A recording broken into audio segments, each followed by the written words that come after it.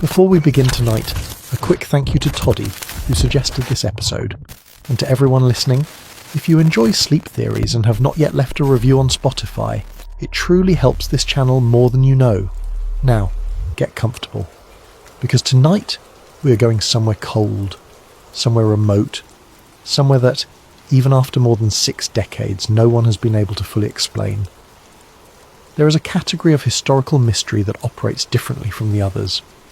Most unsolved cases feel like puzzles with missing pieces.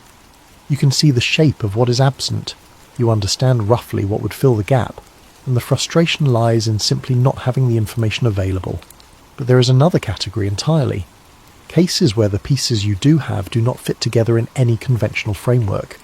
Cases where the evidence, examined honestly and without prejudice, refuses to resolve into a coherent picture no matter how you arrange it. Cases that do not feel like puzzles with missing pieces so much as puzzles with pieces from 2 entirely different boxes. One box labelled ordinary human tragedy and the other labelled something else. The Dyatlov Pass incident is the most extreme example of this second category that the 20th century produced. 9 people died. That much is certain. Everything else, the cause, the sequence, the precise nature of what happened in those final hours, and above all the question of what compelled 9 experienced, rational and well-equipped human beings to abandon their shelter and walk barefoot into lethal cold, remains genuinely, stubbornly, and in some ways deliberately unresolved. Tonight, we're going to walk through everything we know, and then we're going to follow an investigator into everything we are not supposed to know. Stay with me. It is 1959. The Cold War is at its height. The Soviet Union is a closed country, its secrets buried beneath layers of bureaucracy, fear, and silence. In the western foothills of the Ural Mountains, 9 young people, experienced, trained, and full of life, set out on a winter expedition that they would never complete. What happened to them in the final hours of their lives has never been satisfactorily explained. Not by science, not by governments, not by the dozens of investigators who have spent years trying to unravel the mystery. The case was closed by Soviet authorities with a phrase so deliberately vague it reads almost like a confession of ignorance, an unknown compelling force. That is the official explanation. 9 dead. Injuries that defy conventional logic, radiation on their clothing, footprints leading away from safety, and sealed files that would not be opened for decades. Tonight, we follow a modern investigator into the heart of that mystery, and what he finds suggests that the Dyatlov group did not simply wander into a blizzard. They wandered into something far more carefully hidden, something that did not want to be found, and something that made absolutely certain no one would tell the story. To understand what happened on that frozen mountain, you have to understand who these 9 people were. Igor Dyatlov was 23 years old. He was a student of radio engineering at the Ural Polytechnic Institute in Sverdlovsk, what is today known as Yekaterinburg, and he was by every account a natural leader. Methodical, calm, disciplined. He had led previous winter expeditions and had a reputation among his peers as someone who knew the mountains and knew how to keep people safe. The group he assembled for this trip reflected his standards. These were not amateurs looking for a weekend adventure in the snow. They were experienced mountaineers trained in cold weather survival, familiar with the unforgiving terrain of the Urals. Among them was Zinaida Kolmogorova, 22 years old, described by friends as one of the most cheerful and determined members of the group. There was Rustem Slobodin, 23, a mechanical engineer known for his quiet competence. Yuri Doroshenko and Yuri Krivonishenko, both in their early 20s, were engineers with solid mountaineering experience. Alexander Zolotarev, the oldest at 37, was a veteran hiker and ski instructor. Lyudmila Dubanina was 20, a passionate and driven young woman studying economics. Nicholas Thibault Brignolel, 23, was a geology student. And Semyon Zolotaryov, not related to Alexander despite the shared surname, had served in the Soviet military during the Second World War and was considered one of the most experienced members of the party. 9 people. Collectively, they represented hundreds of hours of alpine experience, the kind of group you would trust with your life in the mountains. It is worth pausing before we move any further to sit with the landscape these 9 people were moving through. The northern Urals in February are not simply cold. They are cold in a way that a person who has never experienced a continental Russian winter cannot fully conceptualize. The temperatures regularly fall to -30, -35 degrees Celsius at night. A cold so complete that exposed skin begins to develop frostbite within minutes, that metal becomes dangerously brittle, that the moisture in your breath freezes before it fully leaves your body. The landscape is a rolling, almost lunar terrain of snow-covered slopes, open ridges scoured by wind, and dense belts of Siberian fir and cedar in the lower elevations. In daylight, in clear weather, it has a stark, severe beauty. The kind of landscape that photographs magnificently and kills efficiently. At night, in a blizzard, it becomes something else entirely. An environment so hostile, so completely indifferent to human presence, that survival requires not just physical endurance, but an absolute mental composure, a refusal to panic, a capacity to think clearly in conditions where every instinct in the body is screaming to move, to run, to find warmth at any cost. These 9 people had been trained to operate in exactly this environment. They had done it before. They knew the Urals, they respected the Urals, and they had prepared accordingly. That preparation is what makes what ultimately happened to them so profoundly inexplicable. Their destination was a Ural Mountain, a name that in the indigenous Mansi language translates roughly to "do not go there." Whether anyone noticed the irony at the time is not recorded. The route would take them through the northern Urals, across a landscape of dense forest and open snowfields, through temperatures that regularly dropped below -30 degrees Celsius at night. The trek was classified as a Category 3 expedition, the highest difficulty level recognised by Soviet hiking standards. It was ambitious, it was demanding, and it was exactly the kind of challenge these 9 people had trained for. They departed from Sverdlovsk by train on the 23rd of January 1959 and began their trek a few days later after arriving at a small settlement called Ivdel and then travelling onward by truck and on foot.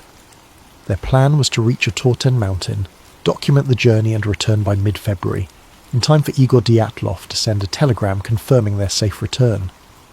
The group kept a journal and took photographs. The recovered images show them laughing, resting, building snow shelters, moving through a landscape of extraordinary, brutal beauty.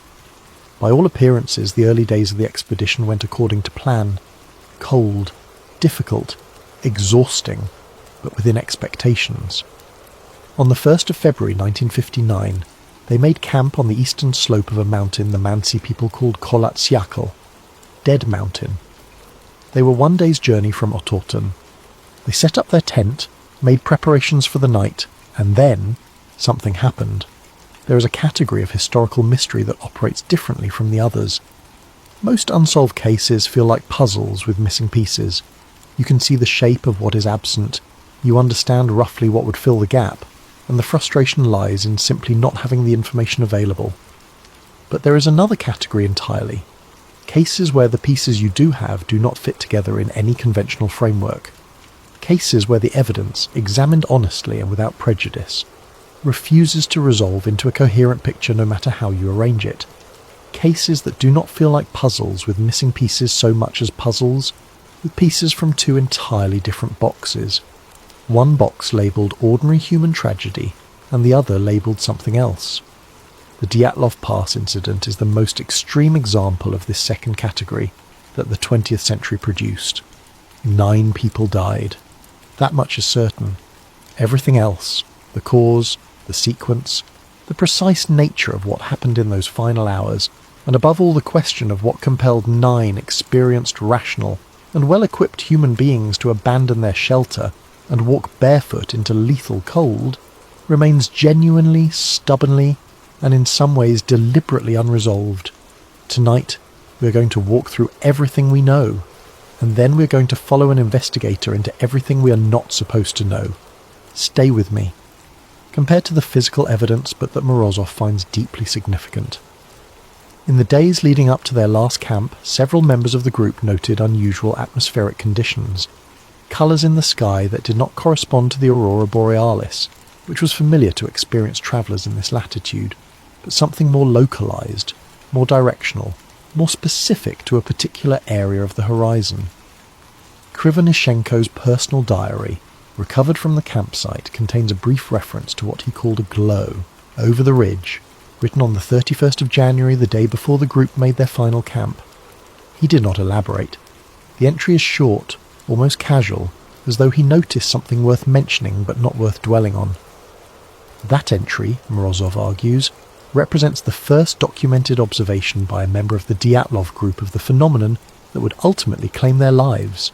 A glow over the ridge, in that direction, on the night before everything changed. The search began on the 26th of February 1959, more than 3 weeks after the group should have returned. When rescuers finally reached the campsite on the slope of Kolatsyakel, what they found did not make sense. The tent was still standing. It had not been torn apart by wind or buried by an avalanche. It was there, upright, partially covered in snow, but it had been cut open from the inside. Long, deliberate slashes through the fabric made with a knife from within.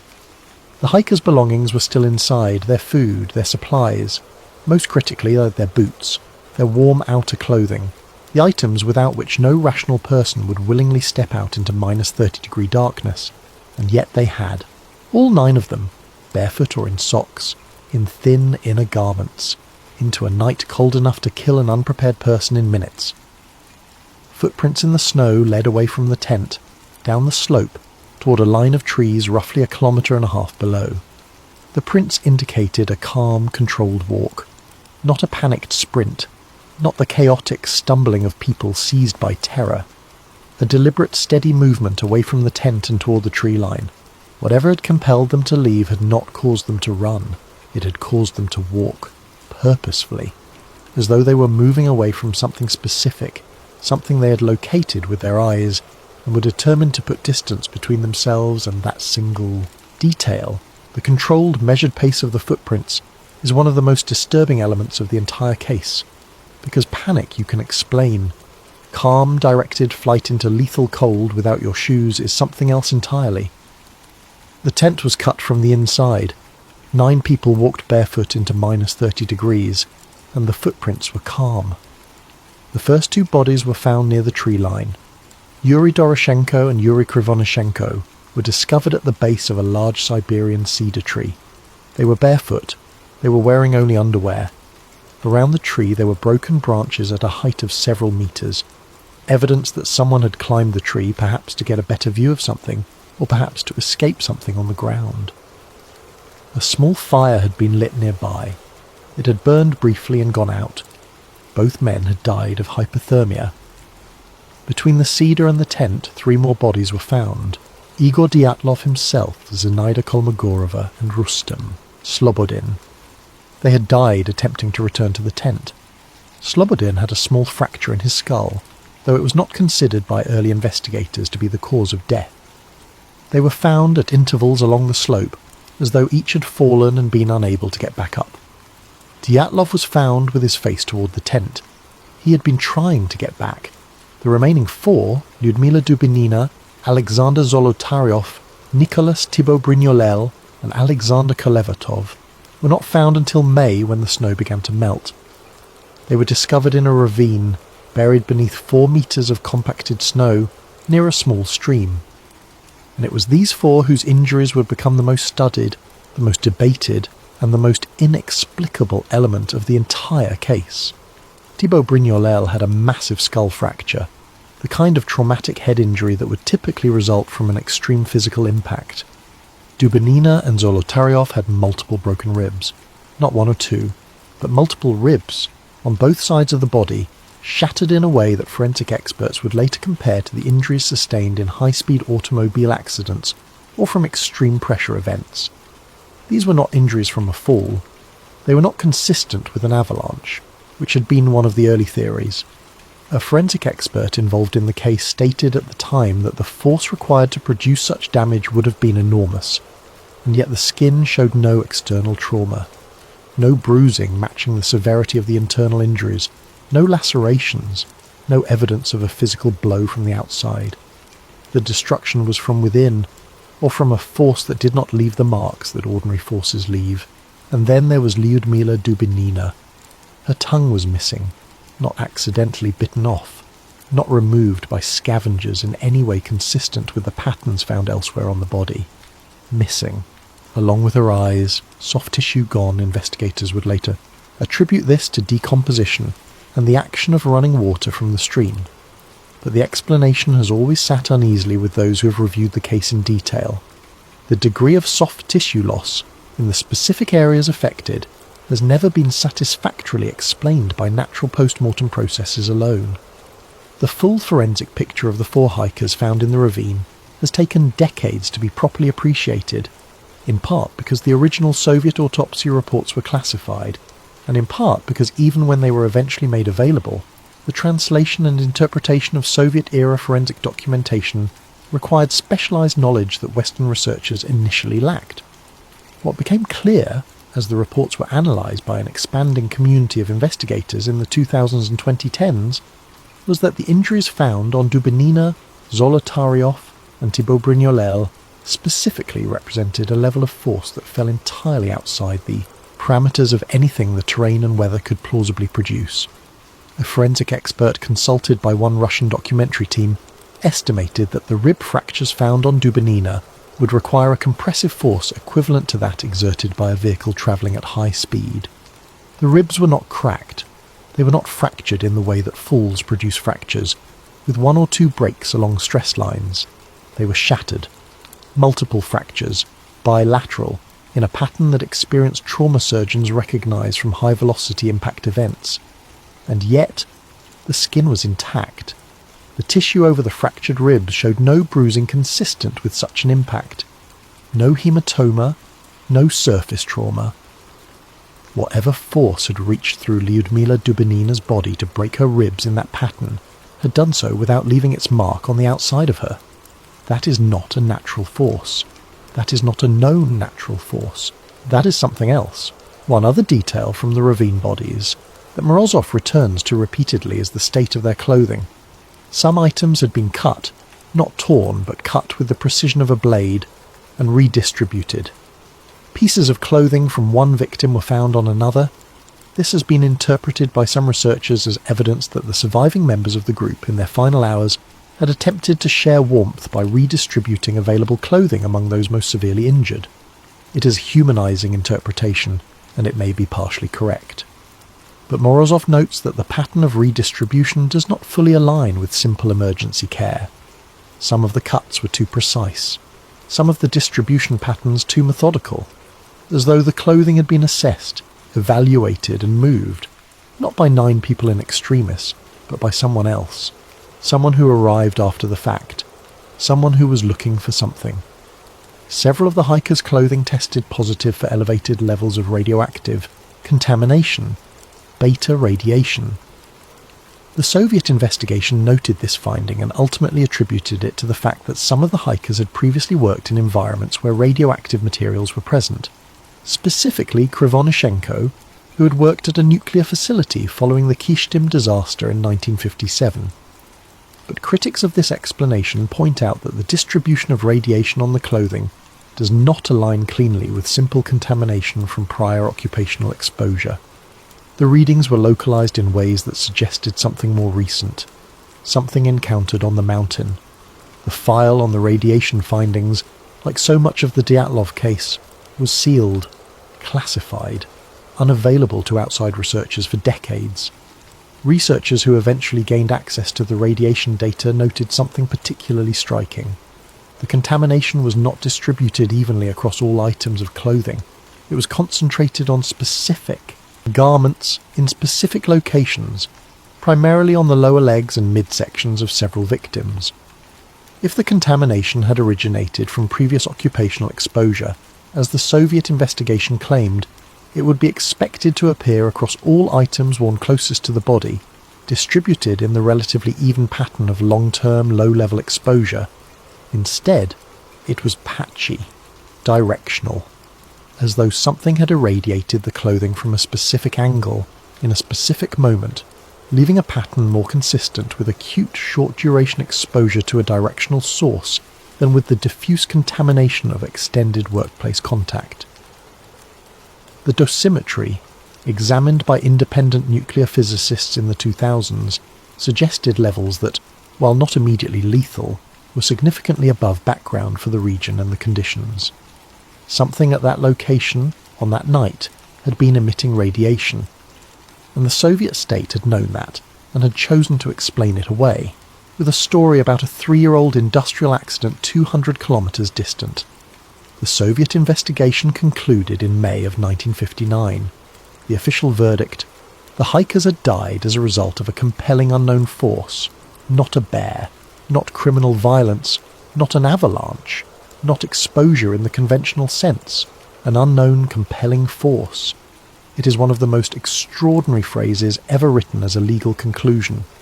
It is not a finding, it is an admission, and the case was closed with it, as though the very vagueness of the explanation was itself the point, as though someone, somewhere, needed the answer to remain unclear. The lead investigator, a man named Lev Ivanov, spent decades after the case unable to speak publicly about it. When he finally did give an interview, in the early 1990s, after the collapse of the Soviet Union, he said something that has haunted researchers ever since. He said that he had been ordered, not asked, ordered, to close the case and classify the most sensitive findings. He said that he believed, based on everything he had seen and collected during the investigation, that some kind of extraordinary phenomenon had been involved. A phenomenon that he could not name, not because he lacked a theory, but because he had been explicitly told that naming it was not something he was permitted to do. He died in 2003 without having ever fully explained what he believed had happened to the 9 hikers of the Dyatlov expedition. His silence, maintained for over 40 years, is itself a kind of testimony. Decades passed. The Soviet Union collapsed. Files were opened, some of them, and a new generation of researchers began sifting through what had been left behind.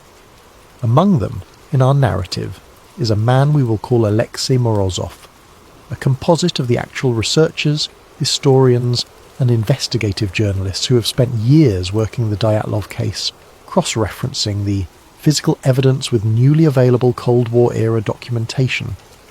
Morozov is not a conspiracy theorist in the dismissive sense of the word. He's a man who believes in following evidence wherever it leads, even when it leads somewhere that makes you profoundly uncomfortable. Morozov's methodology is important to understand because it is what separates his work from the vast body of speculation that the Dyatlov case has generated over the decades. He does not begin with a conclusion and search for supporting evidence.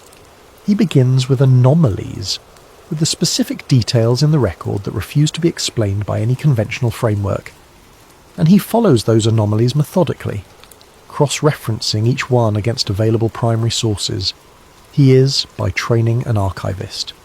He spent years working with declassified Soviet military and intelligence documents at a research institute in Moscow, and he developed during that work an acute sensitivity to a particular kind of bureaucratic signal, the document that says almost nothing, precisely because it is hiding almost everything. The Soviet administrative system was extraordinarily elaborate in its mechanisms for information concealment. Not everything was simply stamped classified and locked away. Some of the most sensitive information was managed through a more sophisticated technique, the creation of documents that appeared innocuous, that were filed in apparently mundane categories, that referenced real programs and real locations, but that used language so carefully chosen as to render their actual content invisible to anyone who did not already know what they were looking at. Morozov spent years learning to read that language, and when he turned that skill to the Dyatlov case, what he found in the administrative record of the northern Urals region in the late 1950s was not a blank. It was a very specific, very carefully constructed kind of silence. His starting point is the maps. Soviet military maps from the late 1950s, some of which were declassified, some of which were obtained through researchers with access to former military archives, reveal something that had never been publicly discussed in the context of the Dyatlov case.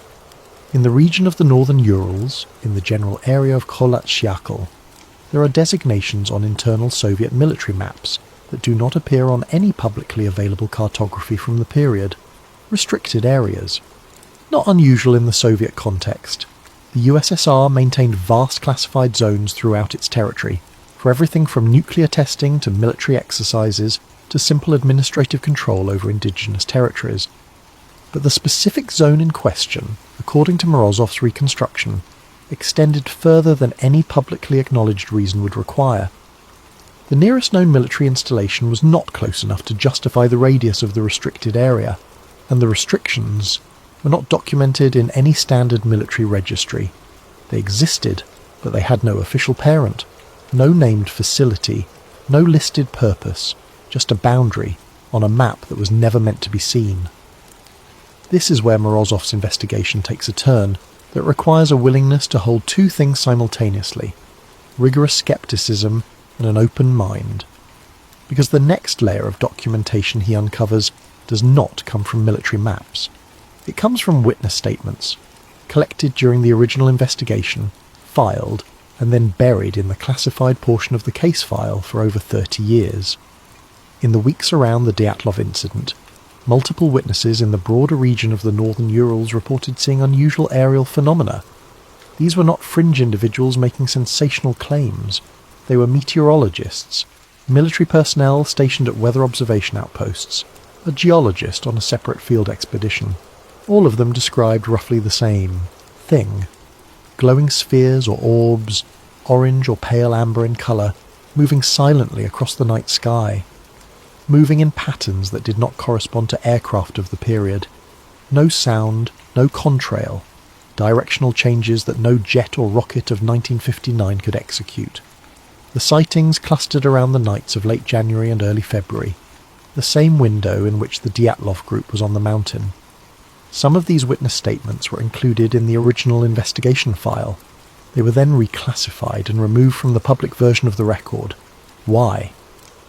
If the official explanation was an environmental event, wind, avalanche, panic, why would unrelated aerial sightings from civilians and military observers require suppression? Morozov's answer is that they were not unrelated, and that the suppression was not incidental. It was integral to a much larger project of concealment, one that had been ongoing since at least the mid-1950s, and that involved not just the military, but the highest levels of the Soviet scientific establishment. To understand what Morozov believes was happening in that restricted zone, you have to go back to the early years of the Cold War arms race, and to a set of events that have been extensively documented in declassified American intelligence reports, if not in Soviet ones. By the early 1950s, both the United States and the Soviet Union were aware that something unusual was operating in their airspace. Not enemy aircraft, not weather balloons, something else. The United States response was Project Blue Book, an officially sanctioned Air Force investigation that ultimately classified the vast majority of its significant findings. The Soviet response was quieter, less documented, and according to Morozov's research, considerably more consequential. The Soviet program, as Morozov reconstructs it from fragments of declassified documentation, internal memos obtained through post-Soviet archival research, and testimony from former Soviet scientists who spoke to researchers in the 1990s, was not merely an observation program, it was an interaction program. The Soviets, by Morozov's account, had not simply detected anomalous aerial phenomena. They had established a form of contact, limited, controlled, deeply secretive, and conducted at a specific location, a research installation in the remote northern Urals, deliberately chosen for its isolation, its distance from populated centres, and its position beneath a particular corridor of airspace that had shown repeated anomalous activity since the early 1950s. The nature of this contact, as Morozov theorises it, was transactional, not a science fiction scenario of ambassadors and declarations, something far more clinical and dangerous. The programme's operators had acquired, through means that Morozov is careful not to speculate beyond available evidence, certain technologies of non-human origin, materials, design concepts, principles of propulsion and energy generation that were beyond the Soviet Union's own engineering capacity, but that could, if properly reverse-engineered, provide an extraordinary strategic advantage in the arms race. The testing of these technologies, their energetic properties, their atmospheric effects, their physical interaction with biological matter, required isolation, required a location where anomalous readings, unusual atmospheric phenomena, and the presence of non-standard equipment would not attract attention. The northern Urals, designated as restricted on internal military maps, monitored but officially undocumented, provided exactly that environment. The installation, as Morozov envisions it, was not a conventional military base. It had no barracks in the usual sense, no public-facing command structure, no supply chain that appeared in standard military logistics records. It was a black site, a facility that existed in the administrative gaps of the Soviet system, funded through channels that did not connect visibly to any recognized program. The personnel stationed there were not regular military. They were a mixture of scientific specialists, security operatives, and technical analysts, people with specific clearances that placed them outside the normal chain of command. People who did not officially exist at that location. People who, if the installation was ever discovered, could be disavowed completely. Morozov estimates, based on the administrative footprint he's been able to reconstruct, that the installation had been operational for at least 3 years before the Dyatlov incident. 3 years of testing, 3 years of refinement, 3 years of gradually expanding the operational envelope of technologies whose physical parameters were still being understood. In that time, the installation had developed its own internal protocols for exactly the kind of situation it would face in February of 1959, the unintended approach of unauthorized personnel. The protocols, as Morozov reads them from fragmentary references in the administrative record, were not designed to be gentle. The installation's mandate required absolute security, absolute silence. And the security personnel assigned to enforce that mandate had been given, in the deliberately vague language of Soviet-era operational directives, the authority to take whatever measures were necessary to preserve the integrity of the site. Whatever measures were necessary. 4 words, the most dangerous phrase in the vocabulary of any covert program. On the night of the 1st of February 1959, the Dyatlov group made camp on the slope of Kholat Shakhl. They were, by Morozov's calculation, within several kilometres of the outer perimeter of the restricted zone. Not inside it, not yet, but close enough that their presence had been detected. The installation's perimeter, monitoring systems, the specific nature of which Morozov leaves deliberately uncertain, noting only that they were consistent with technologies being tested at the site, had registered the group's approach. Security personnel at the installation were alerted.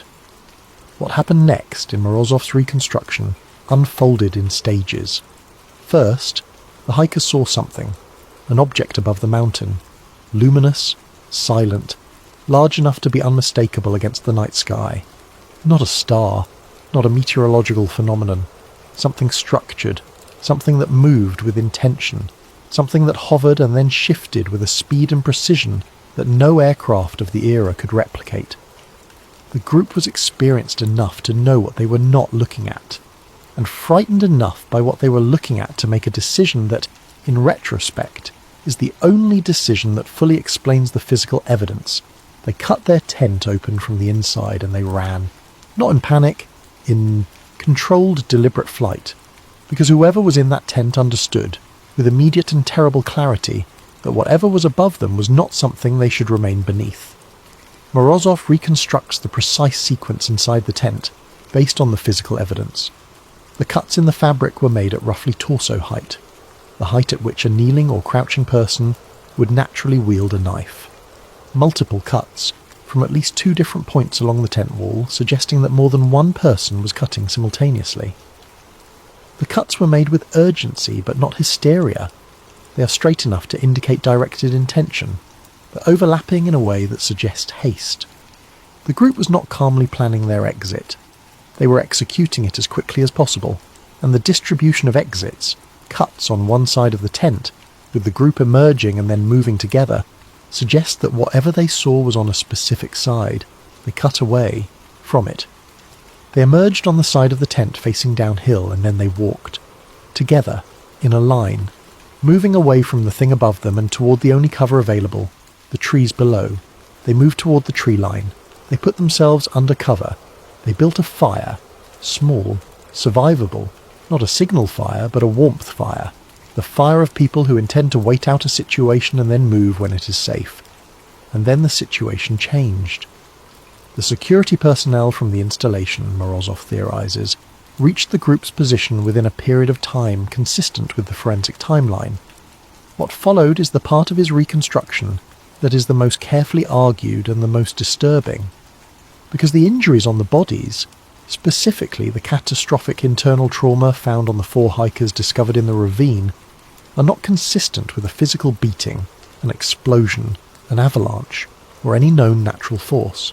They are, however, consistent with something that Morozov found referenced in fragments of Soviet technical documentation from the late 1950s, directed pressure technology. Experimental systems designed to incapacitate or eliminate targets through the application of focused pressure waves, concentrated, directional, and capable of producing massive internal injury while leaving the outer surface of the body largely intact. Exactly the injury profile found on Dubinina, Zolotaryov, Thibaut Brignolel, and Kolovatov. The technology, if it existed, and if it was deployed that night, would also explain several other anomalies. The controlled nature of the flight from the tent. The hikers were not running from something random. They were moving with purpose, and at some point they were herded perhaps toward the ravine. The distribution of the bodies, some closer to the tent, some at the tree line, some in the ravine, reflects not a single catastrophic event, but a sequence of events over the course of several hours, and the radiation on the clothing, directed energy systems, particularly experimental ones being tested in the 1950s, could plausibly have left radioactive traces on materials in proximity to the discharge point. Not the kind of contamination from a nuclear weapon, the kind of contamination from a technology that was itself radioactive adjacent, something being developed at the bleeding edge of what was then theoretically possible. Morozov is careful to acknowledge what he does not know. He does not know the exact nature of the installation. He does not know the precise sequence of events that night. He does not know whether the deaths were ordered from above, were the decision of the security personnel on the ground, or were the accidental consequence of a technology whose effects were not fully understood, even by those deploying it. What he does know, what the evidence, in his interpretation compels, is that the 9 hikers of the Dyatlov expedition did not die of hypothermia and bad weather. They died because they were in the wrong place, and because the wrong place was something that could not be allowed to become known. The cover-up in Morozov's analysis was not improvised. It was executed with the precision and institutional depth of a system that had been covering up sensitive operations for decades. The bodies were recovered, the scene was assessed, the decision was made, at what level of the Soviet hierarchy Morozov cannot determine with certainty, that the investigation would be controlled, limited, and ultimately closed with an explanation that explained nothing. The forensic reports that documented the most anomalous injuries were classified. The witness statements about aerial phenomena were removed from the public file. The radiation findings were given a cover explanation that was plausible enough to be accepted without being specific enough to be verified, and the case was handed to a regional prosecutor who was given just enough information to conduct a plausible investigation and told just enough to know that he should not look too closely. The phrase, unknown compelling force, was not an admission of defeat. It was a construction, a deliberate linguistic choice that satisfied the legal requirement of a conclusion, while ensuring that no specific claim was made that could later be disproved or built upon. An unknown compelling force cannot be investigated further, because its nature is explicitly unspecified. It cannot be challenged, because it contains no falsifiable proposition. It is the perfect official explanation for something that must never be officially explained. And it worked, for decades.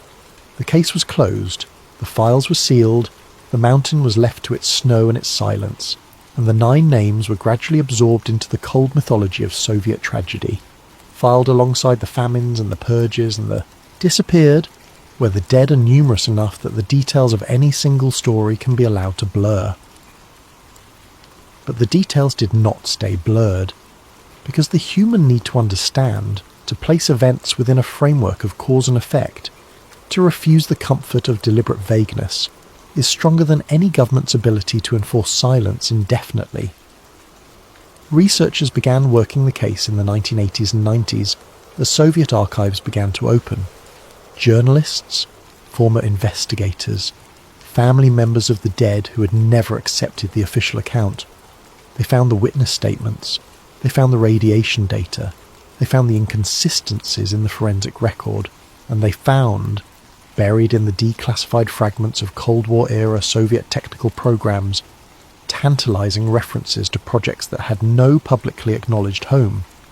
Programs described only in the most oblique terms, their purpose unclear, their location unspecified, their budget invisible in the public record. In 2019, the Russian government reopened the Dyatlov case, officially. The new investigation was widely publicized and ultimately concluded, in 2020, that an avalanche was responsible for the deaths. Investigators used sophisticated snow modelling to argue that a slab avalanche of an unusual type could have produced the internal injuries found on the 4 hikers in the ravine and could have triggered the group's flight from the tent. It was a more scientifically grounded explanation than anything offered in 1959, and it was immediately challenged by avalanche experts, forensic specialists, and the surviving family members of the dead, who pointed out that the slope angle of Kholat Syakhl is below the threshold at which slab avalanches typically initiate, that no avalanche debris was found at the scene by the original investigators, and that an avalanche does not explain the radiation, the aerial, sightings, or the sealed files. The Russian government's reopened investigation had the appearance of resolution and the substance of the original, a conclusion that answered some questions by declining to address others. Morozov, in the final phase of his investigation, turns to a question that extends beyond the specific facts of the Dyatlov case. He asks, if the Soviet program existed, if there was a research installation in the northern Urals conducting experiments with recovered non-human technology, what happened to it? Did it end with the death of 9 hikers and the sealing of a case file? Or did it continue? And if it continued, where did it go? The answers he finds are not conclusive. They are suggestive. They are the kind of answers that do not resolve a question so much as deepen it. Because the pattern he identifies in Soviet Cold War-era technical programs, the sudden acceleration in certain propulsion research in the early 1960s, the classified energy generation experiments that never produced publicly documented results, but that consumed enormous resources, the atmospheric monitoring stations in the northern Urals that remained active long after any conventional meteorological purpose would have required, all of these point to a program that did not end, a program that evolved, that moved, that may have been transferred, in the years following the Soviet collapse, into different hands, different institutions, different countries, along with so much else that emerged from the wreckage of the USSR's classified history. The technology that Morozov believes was tested on the slopes of Kholat Syakhl, if it existed, if it was real, did not die with the 9 hikers. It was not buried with them, and in the decades since, the global conversation about unidentified aerial phenomena has shifted in ways that, to Morozov's eye, look less like a gradual awakening to new information and more like the slow, controlled release of something that was always known, the American government's acknowledgement of UAP encounters by military pilots, the establishment of formal congressional oversight of UAP programs, the testimony of former intelligence officials before the United States Senate. These are not the actions of governments discovering something new. They are the actions of governments deciding, for reasons of their own, what to reveal and when. What is particularly striking in Morozov's analysis is the timing. The modern wave of official UAP acknowledgement began in earnest in 2017, with the publication of footage from United States Navy encounters with unidentified aerial objects, footage that the Department of Defense had been aware of for years and had actively sought to suppress before a partial leak forced a more public response. In the years that followed, the pace of disclosure accelerated. Congressional hearings, Inspector General reports, the formation of dedicated oversight bodies, and, most dramatically, sworn testimony from credible former government officials claiming direct knowledge of recovery programs involving non-human technology. Whether these claims are accurate is, as with everything in this space, genuinely uncertain. But Morozov finds the trajectory compelling and worrying, because the pattern of disclosure, selective, managed, incremental, is precisely the pattern you would expect from a program that is not opening up out of transparency, but is controlling a narrative, releasing enough to establish a framework, shaping what the public understands before the public has the chance to understand something different. And in that framing, the Dyatlov incident occupies a specific and significant place, because it is, in Morozov's view, one of the earliest documented cases in which the intersection of human observers, non-human aerial technology, and state concealment produced a measurable physical outcome. 9 people died. Their deaths were covered up. The cover-up was maintained for decades, and the technology, whatever it was, whatever it did on that mountain in February of 1959, continued to be developed, continued to be tested, and continued to be hidden behind the same impenetrable wall of official indifference and classified documentation that has characterized every serious encounter between human governments and this phenomenon, regardless of which government, regardless of which decade, regardless of which country's territory the encounter occurred on. The mountain changes. The program does not. There is a detail about the Dyatlov case that Morozov returns to repeatedly in his analysis, because he finds it the most compelling of all the anomalies, and the one most resistant to any conventional explanation. It is not the injuries, it is not the radiation, it is not the aerial sightings, or the sealed files, or the phrase unknown compelling force. It is the footprints. The measured steady footprints in the snow, leading away from the tent in the controlled purposeful stride of 9 people who were very frightened but were not panicking. 9 people who had decided collectively and in the span of minutes to abandon their shelter and their equipment and their boots, and to walk, not run, into a killing cold. 9 experienced, trained, rational human beings who made the most irrational decision of their lives with perfect composure, because whatever they saw above them was so far outside the boundaries of their understanding, so completely beyond the framework of anything they had been prepared to encounter in a lifetime of scientific education and mountaineering experience. That rational behaviour became impossible, not through fear, through comprehension, because they understood, in that moment, that the rules of the world they knew had been suspended, and that the only response available to them was to put as much distance as possible between themselves and whatever had suspended those rules. They walked, calmly, into the dark, into the cold, into whatever came next. And whatever came next was something that the Soviet government spent the following decades making absolutely certain no one would ever clearly see. Dead Mountain still stands, Kholat in the indigenous Mansi language, a name that was old before the Soviet Union existed, old before the Cold War, old before any of the geopolitical forces that shaped the 1950s had taken form. The Mansi people of the northern Urals had their own reasons for avoiding the mountain. Their oral traditions do not elaborate extensively on what those reasons were, but the name they gave it was not a description of the landscape, it was a warning. And warnings, in old cultures, are not given without cause. They are given because something happened, something that was important enough to encode in the name of a place so that every generation that came after would know, do not go there.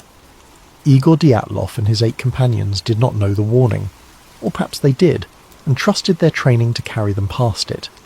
Either way, they went.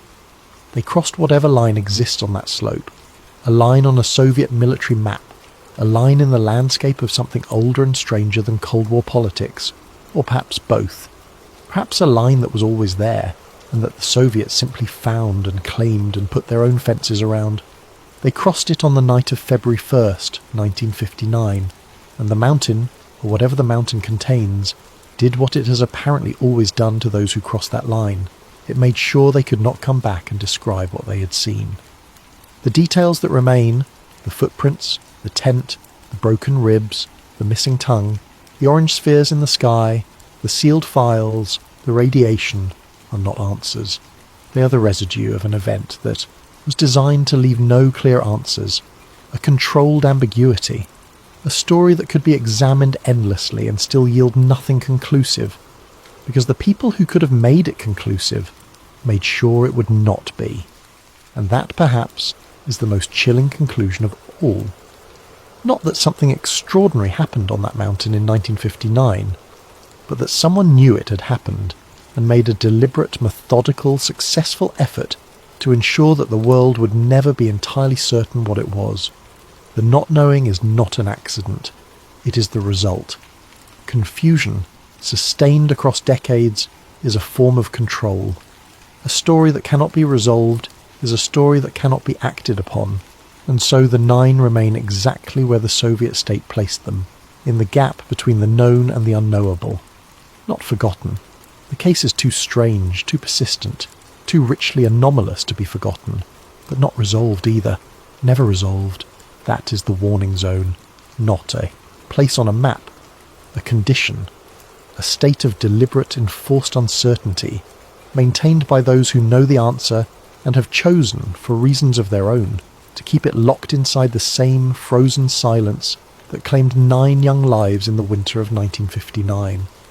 Somewhere above the tree line on Dead Mountain, the wind moves across the snow the same way it always has.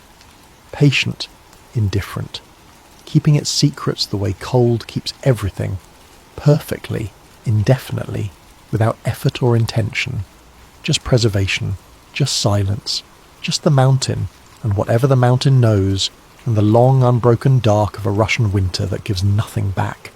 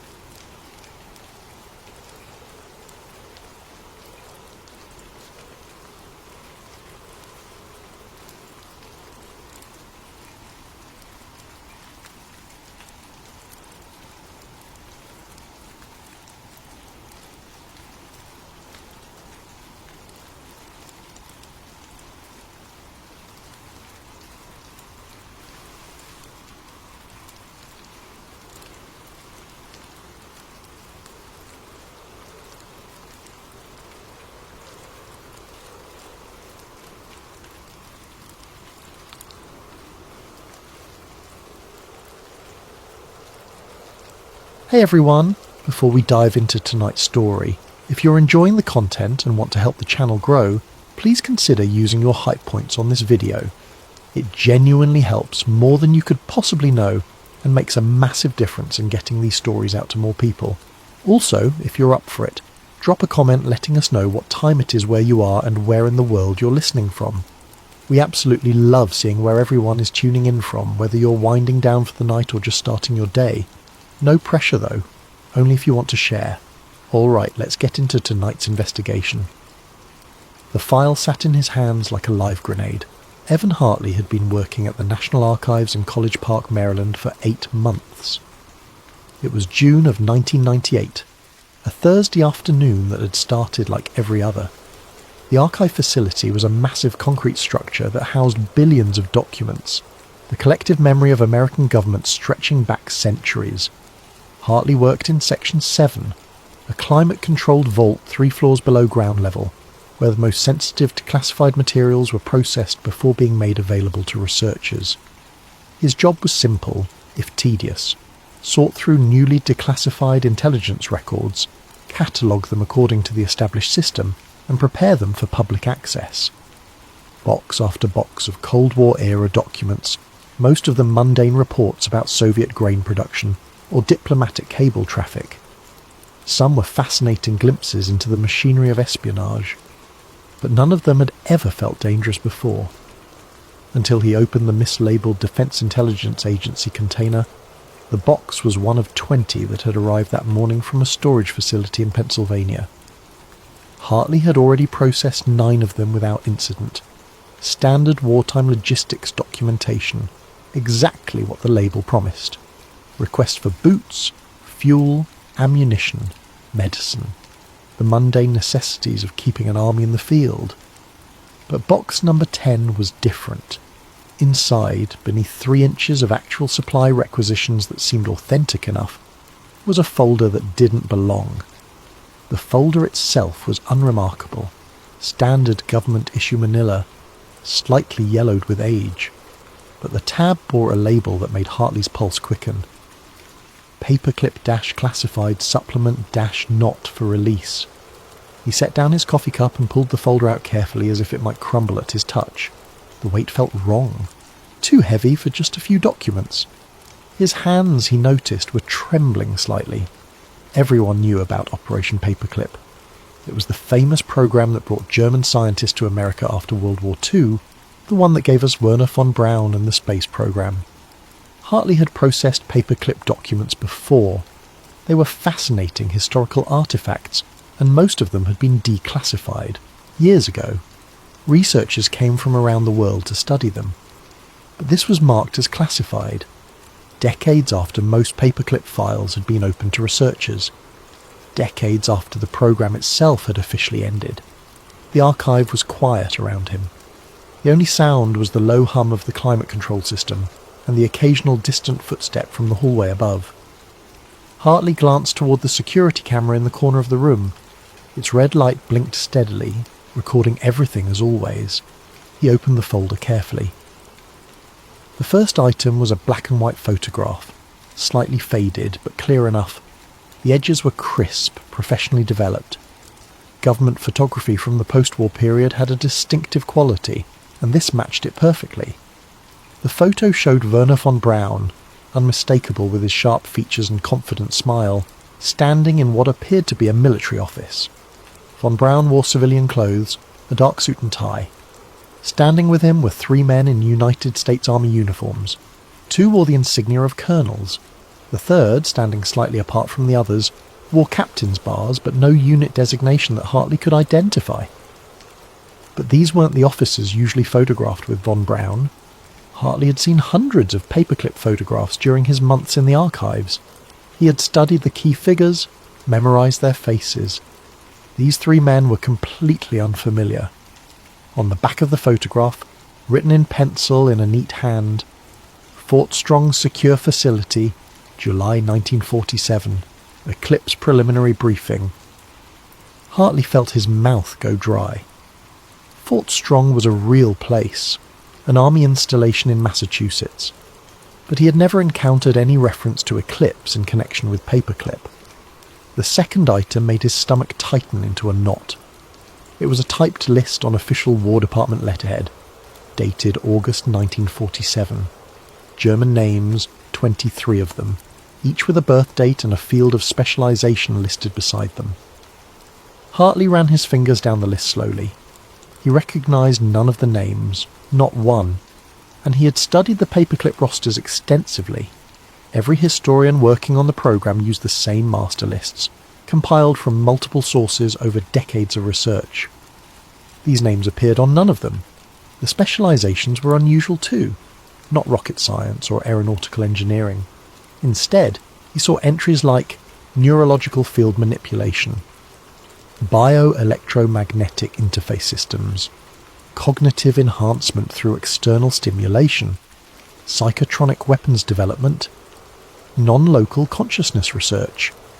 Beside each name was a handwritten notation in red ink. Cat 2 Specialist, Category 2. Hartley had never encountered that designation in any paperclip documentation. The third document was a memorandum on Office of Strategic Services letterhead, dated October 21st, 1947. The header, read, Project Eclipse, dash continuation, protocols and security requirements. The text was brief, written in the clipped bureaucratic style of military intelligence. Eclipse researchers will continue where the Reich left off. Subjects must remain off record. Scientific potential outweighs public risk. Transfer to designated facilities to proceed under compartmentalized oversight. Category 2, specialists to remain separated from NASA track personnel at all times. No cross-program communication authorized. Standard paperclip documentation procedures do not apply to Eclipse subjects. All records to be maintained separately from main paperclip archive. Classification level to exceed top secret. Access restricted to need-to-know basis as determined by Oversight Committee. It was signed at the bottom in a strong angular hand. William J. Donovan, Major General, United States Army. Hartley felt his hands begin to shake. He set the memo down and stared at the signature. William Donovan, Wild Bill Donovan, the legendary spy chief, the man who had founded the Office of Strategic Services, America's first centralized intelligence agency, and led it through World War II. One of the most decorated soldiers in American history, a man who had won the Medal of Honor in World War I. But Donovan had retired from government service after the war. President Truman had disbanded the OSS in 1945, and Donovan had returned to his law practice in New York. Everyone knew that story. It was in every history book. So why was he signing classified memoranda about secret research programs in October of 1947? Hartley turned to the final page in the folder. It was a single sheet, heavier stock paper with text that had been stamped rather than typed.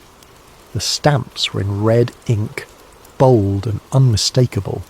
Program status, terminated. Civilian access, prohibited. Research continuation, off-site. Classification level, permanent. Destruction of records, forbidden. Archive protocol, Eclipse vault only. The date stamp read, May 18th, 1953. Below the stamps, in the same handwriting as the October 47 memo, was a single sentence. Incident containment complete. All surviving personnel reassigned. Eclipse Continuity Division assumes oversight. Hartley sat back in his chair, his heart hammering against his ribs. The documents were spread before him on the sorting table, innocuous pieces of paper that seemed to pulse with hidden meaning. He knew he should take them to his supervisor. Protocol was clear. Anything unusual, anything that seemed misclassified or particularly sensitive, went through proper channels. That was the rule. But something stopped him. Some instinct, some voice in the back of his mind that whispered, "Once you hand this over, you'll never see it again. No one will. These documents will disappear, and it will be as if they never existed." The thought made him feel paranoid, which bothered him. Hartley prided himself on being rational, methodical. He wasn't prone to conspiracy thinking. He trusted the system, trusted the process. That was why he had taken this job in the first place. But the documents in front of him didn't feel like history. They felt like something alive, something dangerous, something that people might kill to keep hidden. He was still debating what to do, his mind racing through possibilities, when he heard the door to the archive room open behind him. Hartley jumped, his hand instinctively moving to cover the documents. He turned in his chair. 2 men entered. They wore dark suits, conservative cuts, nothing flashy. White shirts, dark ties. Their shoes were polished to a mirror shine. One was older, perhaps in his late 50s, with grey at the temples and the kind of posture that came from a lifetime in military or government service. His face was weathered but expressionless, eyes that took in everything without revealing anything. The other was younger, perhaps 30, athletic and alert. He moved with the controlled grace of someone trained in hand-to-hand combat. His eyes scanned the room with professional efficiency, noting exits, angles, positioning. They didn't belong here. Hartley had worked in the archives long enough to recognise the types who came through. Historians, researchers, journalists, sometimes military personnel following up on specific records. These men were something else. "Mr. Hartley," the older man said.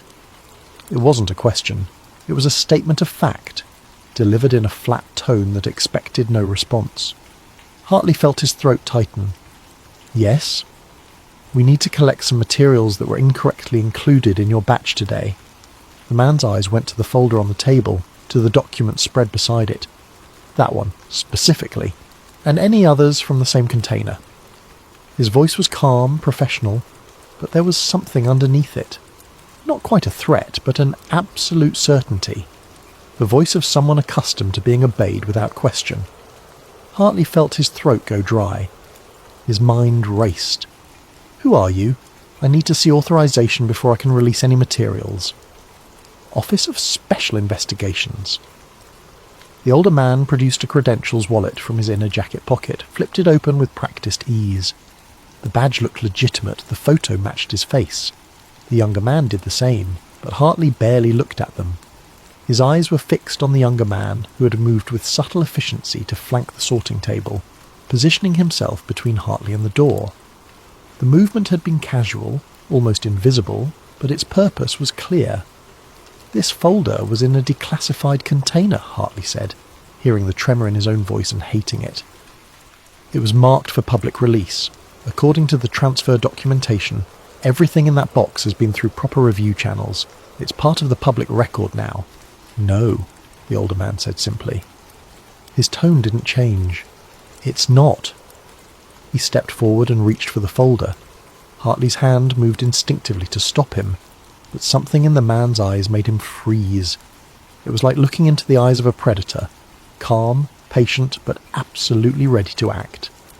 The older man gathered the documents with practiced efficiency, sliding them back into the folder in the same order Hartley had found them.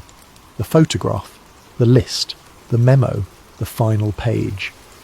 His movements were careful, respectful of the materials, but completely confident.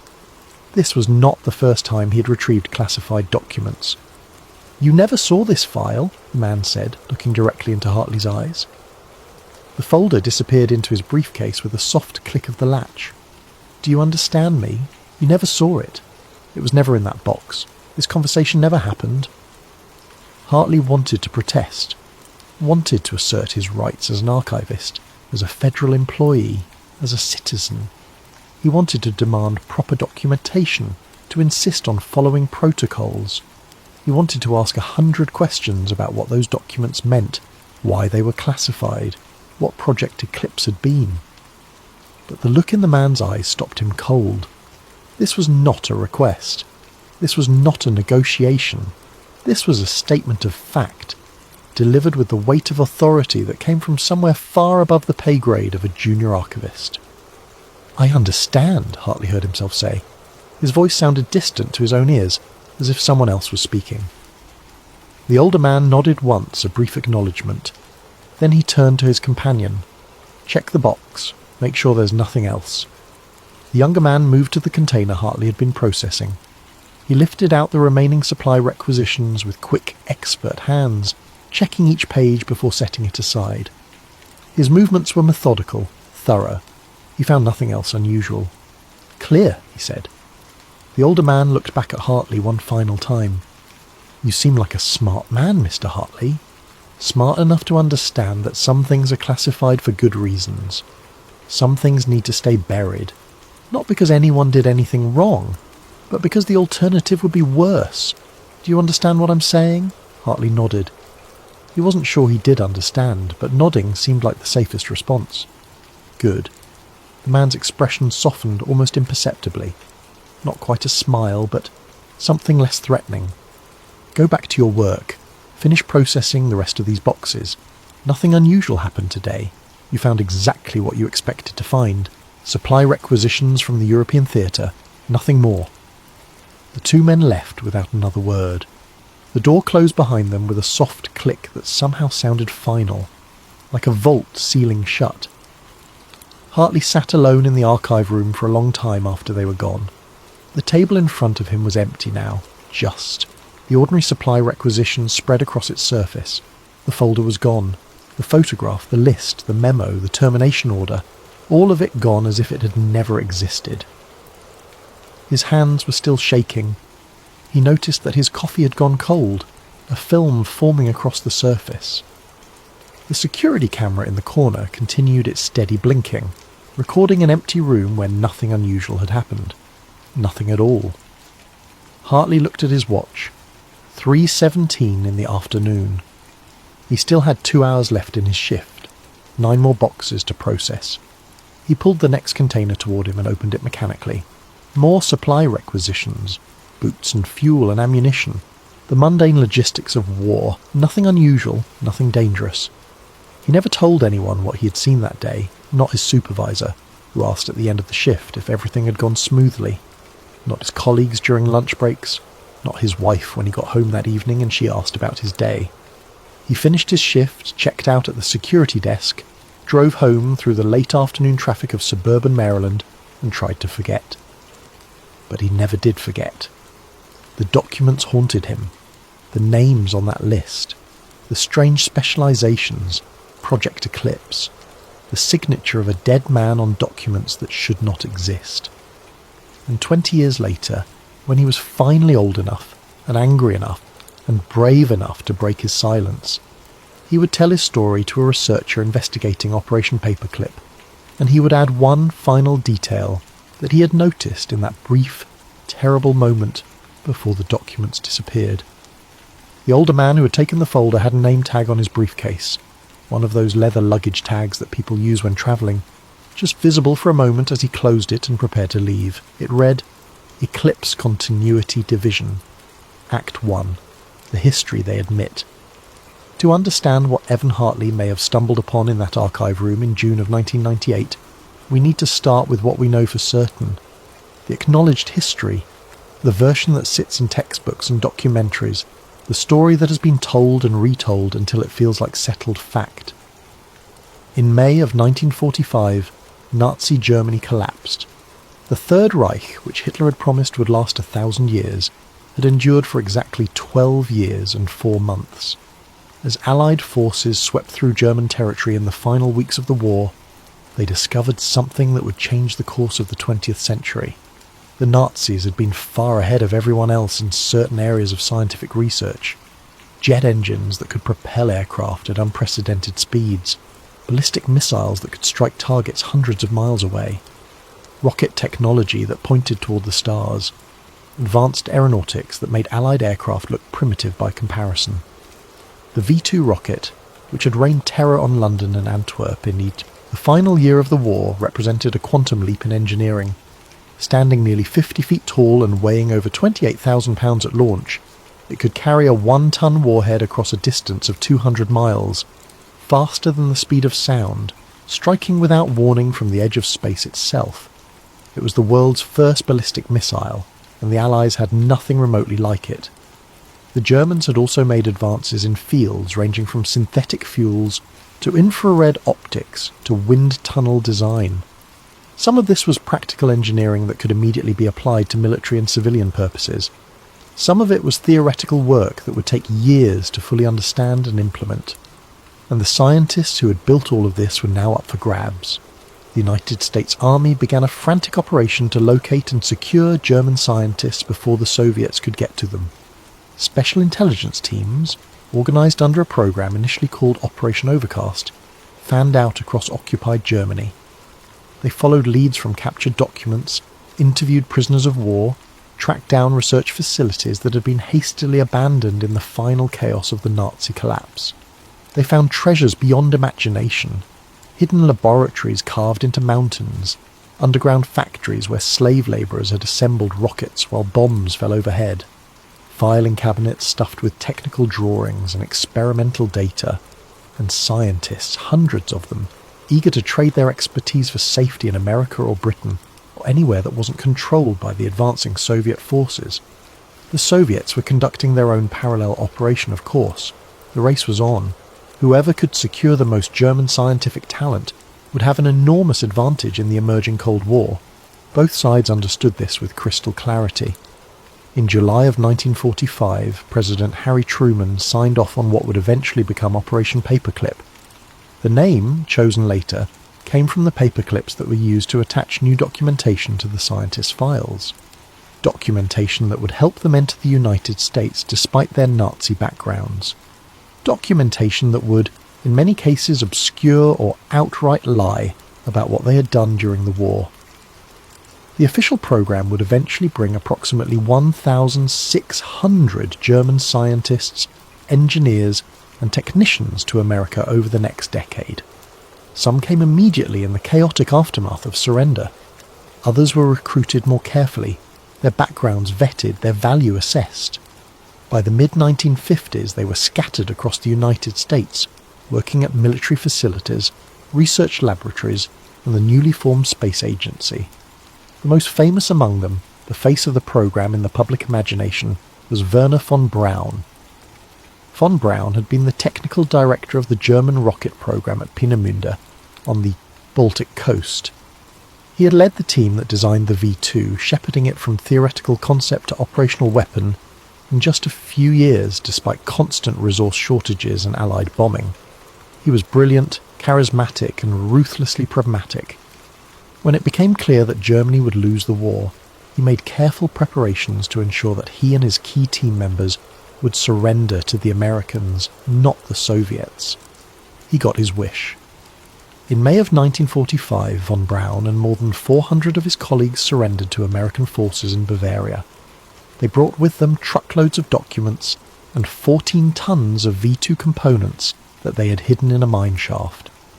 And in return, America got the foundation of its space program. The story of what happened next has been told many times.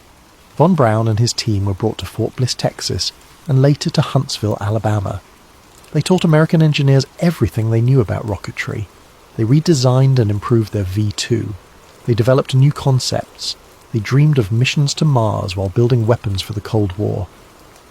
Von Braun would go on to design the Redstone rocket, which put America's first satellite into orbit.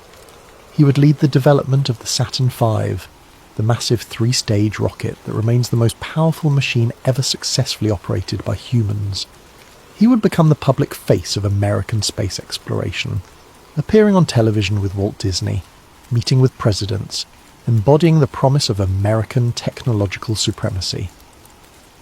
When Neil Armstrong stepped onto the lunar surface on July 20th, 1969, he did so on technology built by former members of the Nazi rocket program. The Saturn V that lifted Apollo 11 toward the moon had been designed under von Braun's leadership.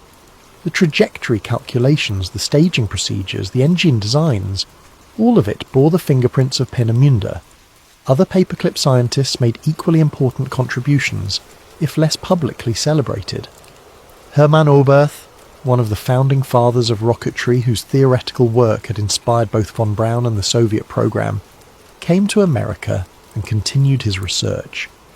Arthur Rudolph, who had overseen V2 production at the underground Mittelwerk factory, where thousands of slave labourers died, became a key figure in the Saturn program and received NASA's highest honour.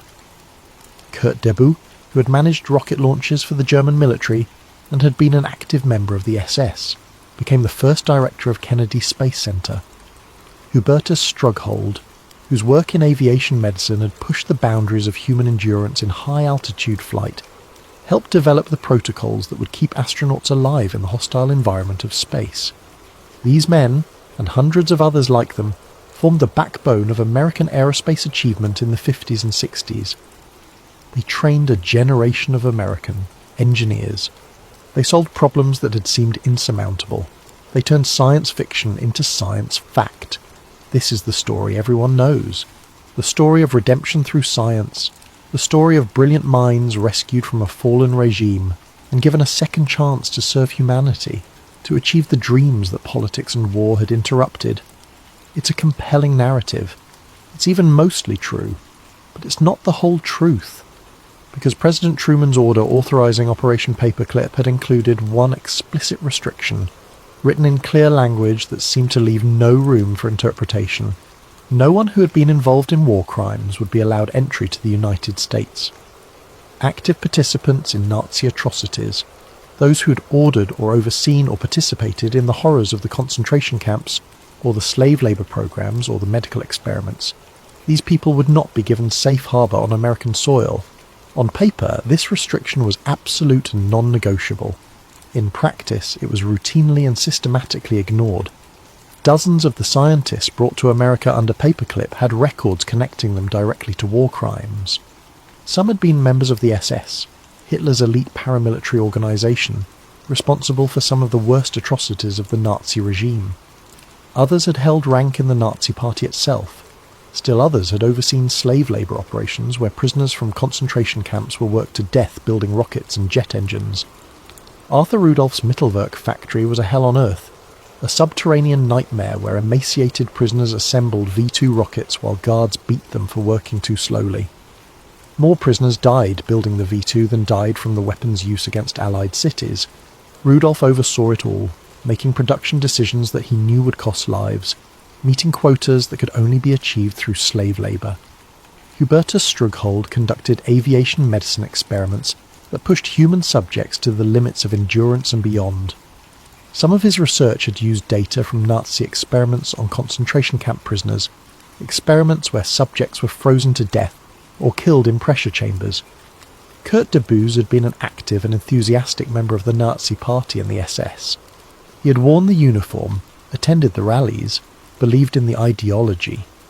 United States intelligence agencies, faced with the reality that the scientists most valuable to America's national security interests often had the most compromised backgrounds, simply rewrote their files. Incriminating documentation was removed or destroyed. Memberships in Nazi organisations were erased from the record. War crimes were attributed to others or dismissed as exaggerations. Clean histories were fabricated, complete with forged documents and coached testimony. The men came to America with pristine records, their past buried in classified archives, their crimes erased from official history.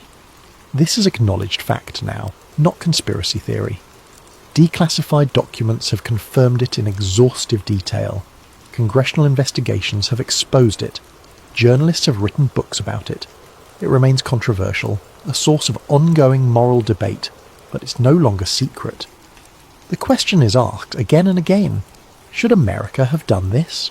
Should we have given safe harbour to men who served Hitler, who used slave labour, who participated in the machinery of genocide? Should we have built our space program, our missile defence, our technological supremacy, on the backs of people who committed atrocities? These are important questions. They deserve serious consideration. The ethical compromise at the heart of Operation Paperclip is real and troubling. But perhaps the controversy focuses our attention in the wrong direction. Perhaps the debate about whether we should have brought Nazi scientists to America distracts us from a deeper, darker question. What if some of the paperclip scientists weren't brought to America for the space program at all? What if there was a second track, running parallel to the public program? A shadow operation that never appeared in any official roster? Scientists whose work was too sensitive, too disturbing, too potentially explosive to ever be acknowledged? What if the 1,600 names we know about were just the surface, the acceptable face of a program that went much deeper? What if Evan Hartley really did find evidence of this in 1998, buried in a mislabeled box where it was never supposed to be found? And what if the reason those two men arrived so quickly, knew exactly what they were looking for, and removed it with such practiced efficiency was because this has happened before? Because there are people whose full-time job is to find these accidental exposures and make them disappear. Act 2. The specialists who don't exist. The first hint that Operation Paperclip might have been larger and stranger than the official history admits appears in declassified State Department cables from the late 1940s and early 50s.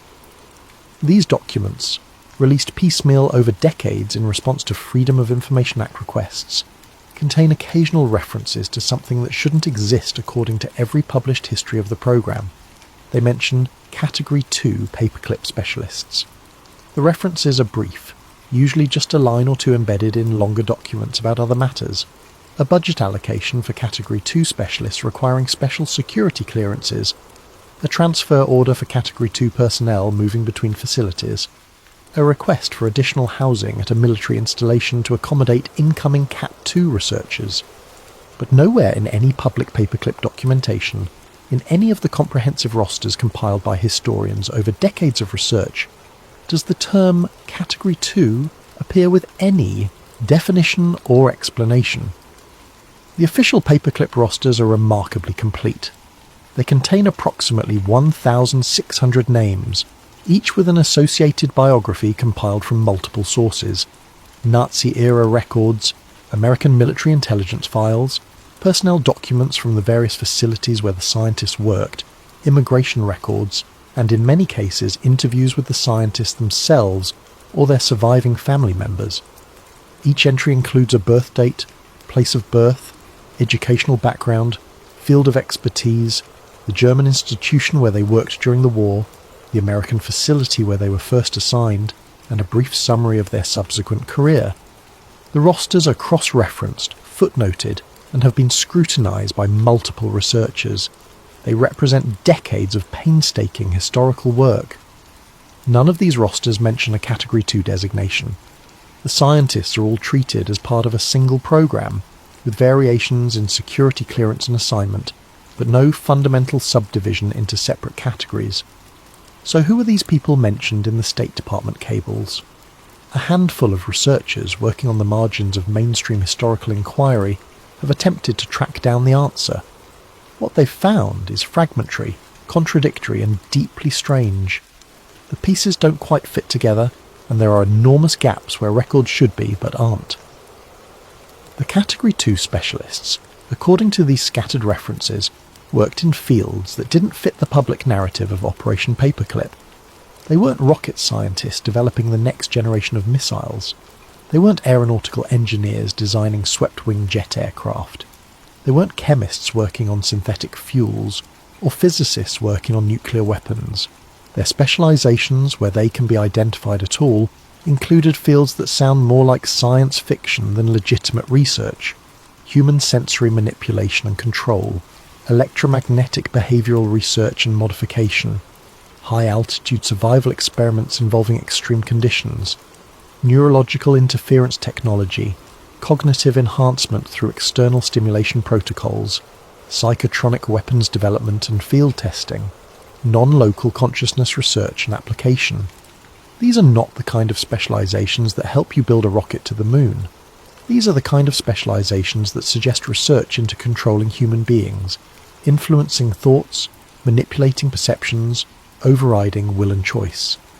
And according to the fragmentary records that mention them, these Category 2 specialists were not sent to NASA facilities or aerospace research centres. They went to military installations with higher security classifications, Department of Defense research laboratories that didn't appear on organisational charts, sites that had cover stories explaining their official purpose, while the real work happened in locked wings that required additional clearances. One location appears with unusual frequency in the scattered references that mention Category 2 specialists, a place called Camp King. Camp King was a real facility, and its history is not entirely secret. It sat in the Ural Mountains near Frankfurt, Germany, occupying the grounds of a former Prussian military academy. During the American occupation of Germany after World War II, it served as a United States military intelligence site. The official cover was that Camp King handled routine intelligence processing, document analysis, debriefing of prisoners, coordination with other Allied intelligence services, administrative work, basically, the kind of thing that any occupation force needs. But Camp King's real purpose was considerably darker. Under programs with anodyne code names like Bluebird and Artichoke, which would eventually merge into the infamous MK-Ultra, the CIA conducted interrogation experiments at Camp King. They tested drugs on prisoners. They developed psychological techniques meant to break resistance. They explored methods of extracting information through means that went far beyond conventional questioning. The experiments conducted at Camp King in the late 1940s and early 50s would later be described in congressional testimony as torture. Prisoners were kept in isolation for weeks. They were subjected to sensory deprivation. They were dosed with experimental compounds that we now know caused permanent psychological damage. Some died, most were damaged, none consented. This is not conspiracy theory. This is documented historical fact, confirmed by declassified CIA documents and congressional investigations. But there's one detail about Camp King that has never been fully explained. A declassified memorandum from February 1950, written by a CIA officer stationed at Camp King, mentions that paperclip researchers were assisting with interrogation enhancement work at the facility. The memo discusses scheduling difficulties, security protocols for the research staff, and requests for additional laboratory equipment. But the names of those paperclip researchers remain redacted in every released version of the document. Black bars cover their identities, their backgrounds, their specializations, their German affiliations, all of it hidden behind classification that has never been lifted. Who were they? What were they doing? What expertise could they possibly bring to interrogation research that the CIA couldn't develop on its own? The official answer, repeated in every response to Freedom of Information Act requests that have tried to uncover these names, is that the information remains classified for national security reasons. The identity of intelligence personnel, even personnel from programs that ended decades ago, cannot be revealed. But that explanation doesn't quite make sense. Thousands of CIA personnel from that era have been identified in declassified documents. Names of case officers, station chiefs, technical specialists, all released without apparent concern for national security. The names of paperclip scientists working on rockets and jet engines were never classified in the first place. So why do these particular names remain hidden? One theory, advanced by researchers who have spent years trying to piece together the fragments, is that these weren't ordinary paperclip scientists at all. They were the Category 2 specialists, people whose backgrounds were too sensitive to ever be revealed, because revealing them would expose the true nature of the program. Because if the official paperclip scientist had been involved in conventional war crimes, slave labour and weapons development, what had the Category 2 specialists been involved in? There's a pattern in the fragmentary evidence, a suggestion of purpose that emerges when you lay all the pieces side by side. These specialists weren't just helping with conventional interrogation techniques. They were bringing something new to the table, something that the Nazi regime had been developing in its final years as the war turned against them and desperate men pursued desperate measures. The Nazis had conducted extensive research into what we would now call psychological warfare and behavioural manipulation. Some of this was crude propaganda, the kind of thing any government does. But some of it went deeper, into experimental territory that combined genuine scientific research with pseudoscience and occultism. Experiments in hypnosis and suggestion. Research into the effects of electromagnetic fields on human nervous systems. Attempts to use drugs and sensory manipulation to create programmable soldiers. Wild theories about psychic influence and thought control. Most of it was garbage, a product of ideological thinking divorced from scientific method. But some of it, according to reports that filtered back to Allied intelligence during and after the war, had produced results. Unexpected results. Results that suggested it might be possible to influence human behaviour through means other than conventional persuasion or physical force. And if Operation Paperclip was fundamentally about capturing German scientific expertise before the Soviets could get it, then these specialists would have been among the highest priority targets, not for their ability to build weapons that could destroy cities, but for their ability to build tools that could control minds. The documents that Evan Hartley saw in 1998, if they were authentic, suggested exactly this. A parallel program hidden within the larger paperclip operation, bringing scientists whose work could never be acknowledged to facilities where they could continue research that could never be revealed. Research into the human mind, into consciousness and perception, into the possibility of overriding free will itself, and if that research succeeded, even partially, then the implications are staggering. Because it would mean that somewhere in the classified history of American intelligence, hidden in archives that civilians like Hartley would never normally access, there's evidence that we learned how to manipulate human thought and behaviour in ways that go beyond anything the public has been told.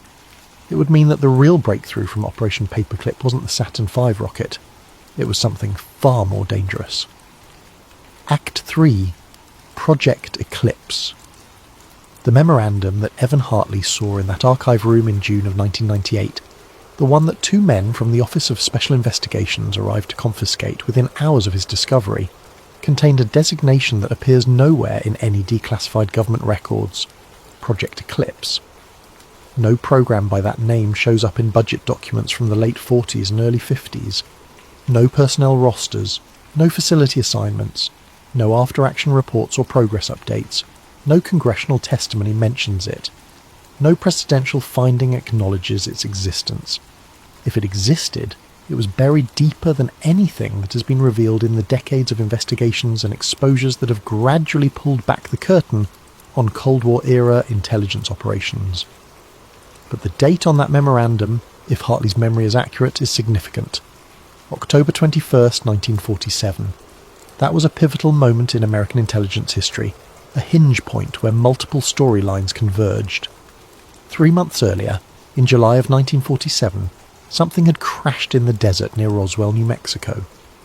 The official explanation was a weather balloon, part of a classified project to detect Soviet nuclear tests. The alternative explanation became the cornerstone of UFO conspiracy theory.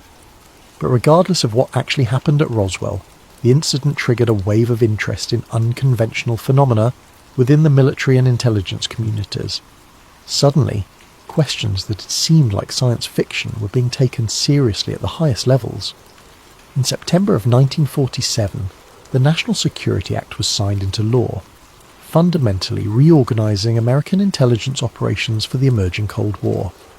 The Act created the CIA, consolidated military intelligence services, and established the National Security Council. It represented a recognition that the United States needed permanent intelligence capabilities, not just wartime expedients. And if Hartley's document was real, then in October of 1947, someone was signing memoranda about continuing research where the Reich left off, about maintaining subjects off the record, about scientific potential outweighing public risk. The signature on that memo was supposedly Major General William J. Donovan. Donovan was a genuine American legend, a figure whose career seemed too dramatic to be real.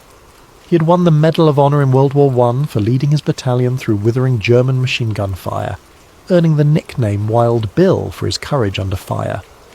Between the wars, he had practiced law in New York and travelled extensively, developing connections with foreign intelligence services and thinking about how America might need to conduct espionage in a future conflict.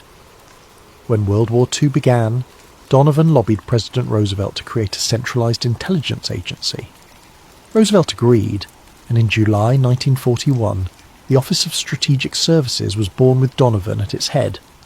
He led the OSS through 4 years of war, building an organization from nothing into an effective intelligence service that conducted espionage, sabotage, psychological warfare, and covert operations across multiple theatres.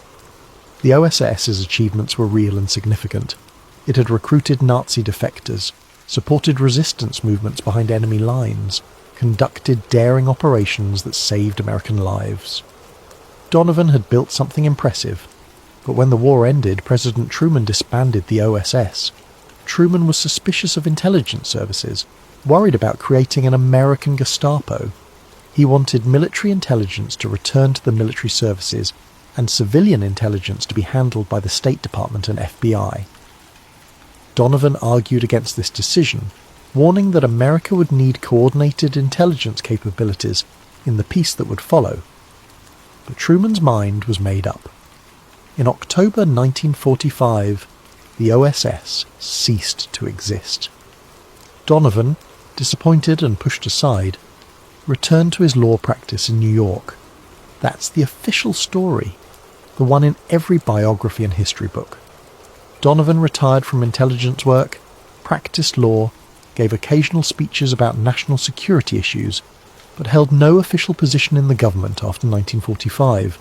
So why would he be signing classified memoranda about secret research programs in October of 1947? The simple answer is that he wouldn't. The document must be a forgery, someone trying to lend authenticity to a hoax by using the name of a famous intelligence figure. But there's a more complicated answer, one that researchers who have studied Donovan's post-war activities have uncovered. Donovan may have been officially retired, but he remained deeply connected to intelligence circles. He advised government officials on security matters. He maintained close relationships with former OSS personnel who had moved into the State Department, the military intelligence services, and eventually the CIA. He worked on classified projects through back channels, operating in the shadows without official title or acknowledgement. Donovan believed in the necessity of intelligence work, in the hard choices that had to be made to keep America safe. He was pragmatic about means and ends. He had ordered operations during the war that violated conventional morality because he believed they served a greater good. He had recruited people with compromised backgrounds, made deals with criminals and collaborators, overlooked ethical lines because winning the war mattered more than maintaining purity. If someone needed to run a program that was too sensitive even for normal classified channels, someone who would ask the right questions without worrying too much about the answers, Donovan would be exactly the kind of person you'd bring in. Someone with experience, connections, and a willingness to operate in moral grey areas.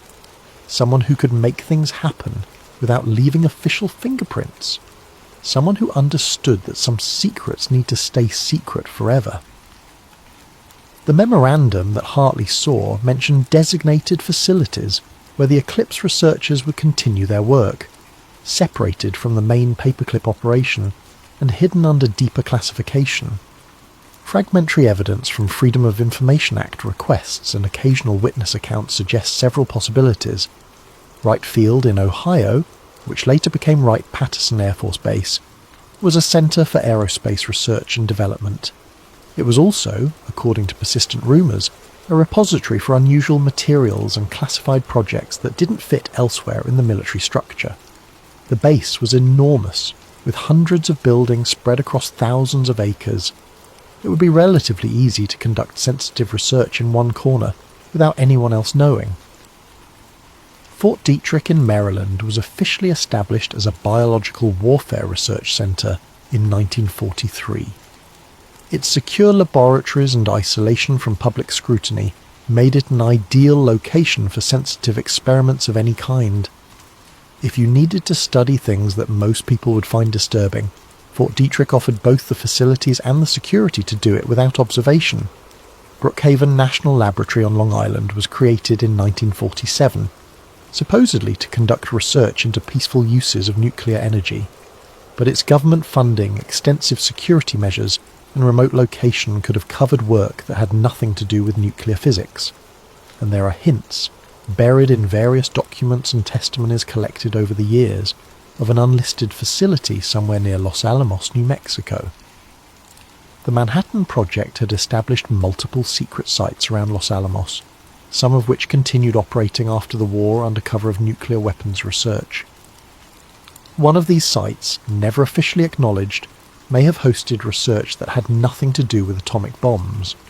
According to the conspiracy theory built from these fragments, Project Eclipse was focused on continuing and extending research that the Nazis had begun. Psychotronic weapons research. The idea was that electromagnetic fields, properly tuned and directed, could influence human nervous systems at a distance, make people feel fear or confusion, disrupt their ability to think clearly, perhaps even implant suggestions or commands, cognitive behaviour alteration through chemical and psychological means, finding combinations of drugs, hypnosis, and conditioning that could reshape how people think and perceive reality. Not crude brainwashing, but something more subtle and effective. Rapid learning induction, techniques for implanting information or skills directly into the brain, bypassing normal learning processes. The implications for military training would be enormous. Neurological dominance strategies, methods for overriding human will and decision-making, for making people carry out actions against their own interests without consciously recognising what was being done to them. Some of this sounds like pure science fiction, the kind of thing you'd see in a B-movie from the 50s. But research into these areas was very real during the Cold War, and some of it produced results that we're still trying to understand. The CIA's MKUltra program, which has been thoroughly documented through declassified records and congressional testimony, explored many of these same concepts. Between 1953 and 1973, MKUltra conducted hundreds of experiments on unwitting subjects. They dosed people with LSD and other psychoactive drugs, often without the subjects knowing. They researched hypnosis and suggestion. They explored sensory deprivation and psychological manipulation. They sought methods of mind control that could be used against enemy agents, prisoners, or anyone else who needed to be controlled. The programme's excesses were finally exposed in the 1970s during the Church Committee hearings, a series of congressional investigations into intelligence abuses. The testimony shocked the nation. CIA Director Richard Helms formally apologised. Reforms were implemented. Files were declassified and made public. But the conspiracy theory surrounding Project Eclipse suggests something more disturbing. MKUltra wasn't the beginning of this research. It was the continuation. Or perhaps more accurately, it was the public-facing version. The program that could be acknowledged if anyone asked too many questions, while the real research continued elsewhere under deeper cover. Eclipse, according to this theory, had started earlier, in the immediate aftermath of World War II. It had recruited the Category 2 paperclip specialists, who knew things that mainstream science hadn't discovered. It had given them facilities, funding, and subjects to experiment on. And it had achieved results that MKUltra scientists would spend decades trying to replicate. Then, something had gone wrong. An incident in May of 1953, catastrophic enough to force the program's termination. At least the termination of Eclipse as it had existed up to that point. But the research didn't stop. It was reorganized, compartmentalized, hidden, under different names and different budget lines. Some of it may have been folded into MKUltra. Some may have continued under the Eclipse Continuity Division that Hartley saw mentioned on that briefcase. Continuity. Not closure, not completion. Continuity. As if the program hadn't ended at all. As if it had simply gone deeper underground. Act 4. The Scientist with No Name. Among the fragmentary references to Category 2 paperclip specialists scattered across decades of partially declassified documents, one designation appears with unusual and troubling frequency. Researcher 47. Not a name, not even initials that might be cross-referenced against other records, just a number, stark and impersonal. Researcher 47 appears in classified budget documents from 1948, in facility transfer orders from 1949 and 1950, in what appear to be progress reports from 1951 and 52.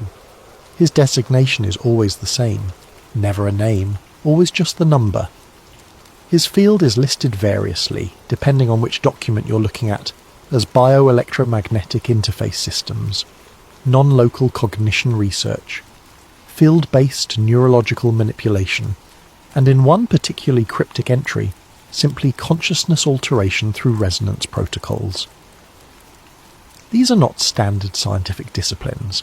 They don't correspond to any recognised academic department or research specialty. They sound more like concepts from science fiction than legitimate areas of inquiry. But the documents treat them as real, with funding allocations measured in tens of thousands of 1940s dollars, progress reports detailing experimental results, and security classifications that exceeded normal top-secret designations. The strange thing about Researcher 47, the detail that makes him different from every other scientist associated with Operation Paperclip, is that he seems to have no background, no history before appearing in American custody in 1947. Every other paperclip scientist, including even the Category 2 specialists where their names can be partially uncovered through research, has some kind of paper trail in Germany. University records showing where they earned their degrees, publications in scientific journals even if the journals were obscure, patent applications for their inventions, military service records from the Wehrmacht or Luftwaffe, membership records from Nazi party organisations or professional societies. The Nazis were meticulous record keepers, maintaining detailed documentation on millions of people, and the Allied intelligence teams that swept through Germany in the months after surrender were equally thorough in documenting what they found. They photographed everything. They seized every archive they could locate. They interviewed thousands of people, but Researcher 47 has no German records, no birth certificate from any German municipality, no university enrolment at any German institution, no publication history in any German scientific journal, no military service record, even though virtually every German man of his generation would have been involved in military service or war work in some capacity. It's as if he didn't exist before appearing in American custody. Researchers who have tried to track down his identity have generated several theories to explain this absence. Perhaps his records were deliberately destroyed by the Germans before surrender, part of a last-minute effort to conceal the most sensitive programs. Perhaps he worked for one of the Nazi research programs so secret that they kept no formal documentation that might fall into enemy hands. Perhaps he was recruited from occupied territory outside Germany itself, from Poland or Czechoslovakia or Austria, and was given a German designation for administrative convenience. Or perhaps he was never German at all. This last possibility is the most disturbing, because it suggests something else entirely. Something that would explain why his records are sealed more tightly than any other aspect of the program. If Researcher 47 wasn't a captured Nazi scientist, then what was he? One theory, advanced by researchers who have spent years studying the fragments and anomalies in the paperclip records, is that he was a joint creation. Not a person brought from Germany, but someone whose identity was manufactured by the program itself. A test subject who became a researcher. Someone whose background was erased deliberately because revealing it would expose the true nature of what was being done. The theory suggests that the Nazi scientists brought to America weren't just conducting research, they were conducting it on American subjects. Military personnel, perhaps. Volunteers who didn't fully understand what they were volunteering for. Or prisoners. People whose absence wouldn't be noticed or investigated. Or patients from mental institutions.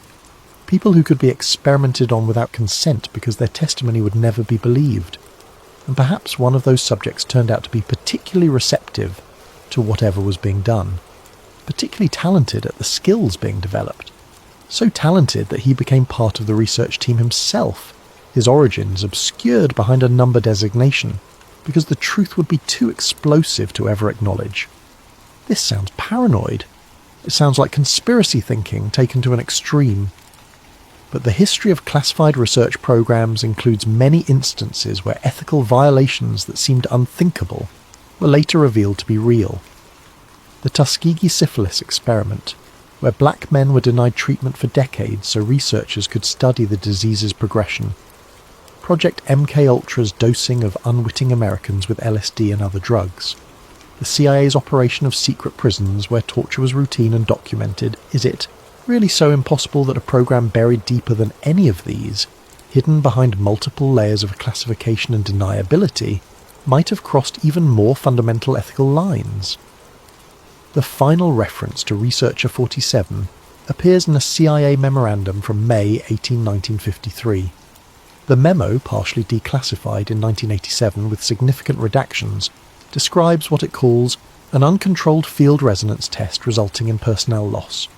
The language is bureaucratic, almost antiseptic, the kind of careful phrasing that government agencies use when describing disasters they don't want to take responsibility for.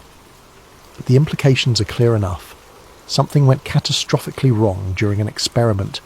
The memo includes a list of names, scientists who died in the incident, but the names are redacted, replaced with number designations. Researcher 33, Researcher 42, Researcher 59, and 7 others, 10 in total, killed in whatever happened on that May Day 70 years ago. But Researcher 47 is not among the dead. Instead, there's a separate notation, more disturbing than a simple death record would have been. R47 cannot be located. Full facility sweep completed. No remains recovered. No trace evidence found. Security review conducted. Recommend immediate termination of Eclipse program and redistribution of remaining personnel to alternative research tracks. Oversight to be assumed by Continuity Division pending final disposition. He had vanished. A handful of people working on the fringes of conspiracy research, people who study these fragments in their spare time while working ordinary jobs, have tried to find out what happened to Researcher 47 after May 1953. They've searched death records, immigration records, military personnel files, hospital records. They've looked for anyone who might match the few details that can be inferred from the documents. They found nothing. No death record. No subsequent employment anywhere in the government or private sector. No medical records. No trace in any database, no matter how obscure. Either he died in that incident and for some reason his body was never recovered or couldn't be identified, or he disappeared in some other way that left no trace. Or, according to the darkest version of the theory, the one that even most conspiracy researchers hesitate to voice out loud, whatever happened in that test succeeded in ways that the memo doesn't acknowledge. Whatever research was being conducted into consciousness and perception, and the alteration of reality itself, achieved some kind of breakthrough, and Researcher 47 became something that couldn't be recorded in conventional files, something that existed outside normal categories of life and death and identity. This is where the conspiracy theory crosses into pure speculation, untethered from any evidence or rational analysis. It's the kind of thing that makes serious researchers uncomfortable, the point where investigation into hidden history becomes science fiction or paranoid fantasy. But the speculation is worth noting because it reveals something about what people fear when they think about classified research into human consciousness. They don't just fear unethical experiments or violations of rights, they fear something deeper. They fear that some of this research might have actually worked, that somewhere in the classified history of intelligence programs, someone figured out how to fundamentally alter human consciousness, human perception, perhaps even human existence itself. And they fear that if it worked, it might still be working, that the capabilities developed in those hidden laboratories might still be in use, deployed against targets who would never know they were being manipulated, controlled, fundamentally changed from what they had been. Is an existential fear. Not just the fear of what was done to subjects in the past, but the fear of what might be being done to all of us right now. The fear that our thoughts might not be entirely our own, that our perceptions might be shaped by forces we can't detect, that free will itself might be something that can be overridden by the right combination of electromagnetic fields, chemical compounds and psychological conditioning. These fears probably say more about our anxieties in the modern world than about any real capabilities that emerged from Project Eclipse or its successors. But the fragmentary evidence, the unexplained documents, the gaps in the record where something should be but isn't, these things feed the fears and keep the questions alive. Who was Researcher 47? What happened to him in May of 1953? And why, 70 years later, are his records still sealed more tightly than almost any other aspect of Cold War history? Act 5. The truth: they'll never admit the incident in May of 1953. Whatever it was, whatever really happened in whatever facility was conducting Eclipse research, appears to have been a turning point, a moment when something that had been controlled went out of control, when research that had been contained broke containment. All references to Project Eclipse in the fragmentary documents that can be found stop after that month. No more budget allocations in subsequent years. No more personnel transfers to Eclipse-designated facilities. No more progress reports using Eclipse terminology. The program seems to have simply ceased to exist, wiped from the record as completely as if it had never been there in the first place. But other things were happening in 1953 that provide context and raise more questions. 7 months after the Eclipse incident, in November of that year, a CIA scientist named Frank Olson died after falling from a hotel window in New York City. Olson was a bacteriologist who worked at Fort Detrick on classified projects. The official story at the time was suicide, a tragic case of mental breakdown. Olson's family accepted this explanation, grieved, and tried to move on. 22 years later, in 1975, the truth began to emerge. Documents declassified as part of the Church Committee investigations revealed that Olson had been dosed with LSD without his knowledge, part of an MKUltra experiment. The drug had been slipped into his drink at a CIA retreat. Olson had reacted badly, becoming paranoid and disoriented. The agency had tried to manage the situation, but Olson's mental state deteriorated rapidly. A week after being dosed, he went through the window of his 10th floor hotel room. Was it suicide? Was it murder? Was it an accident during a psychotic episode? The truth has never been definitively established, but it became one of the most infamous casualties of the CIA's mind control research, a symbol of the ethical violations and reckless experimentation that characterized the program. The timing is suggestive. Olson died 7 months after the Eclipse incident. Was there a connection?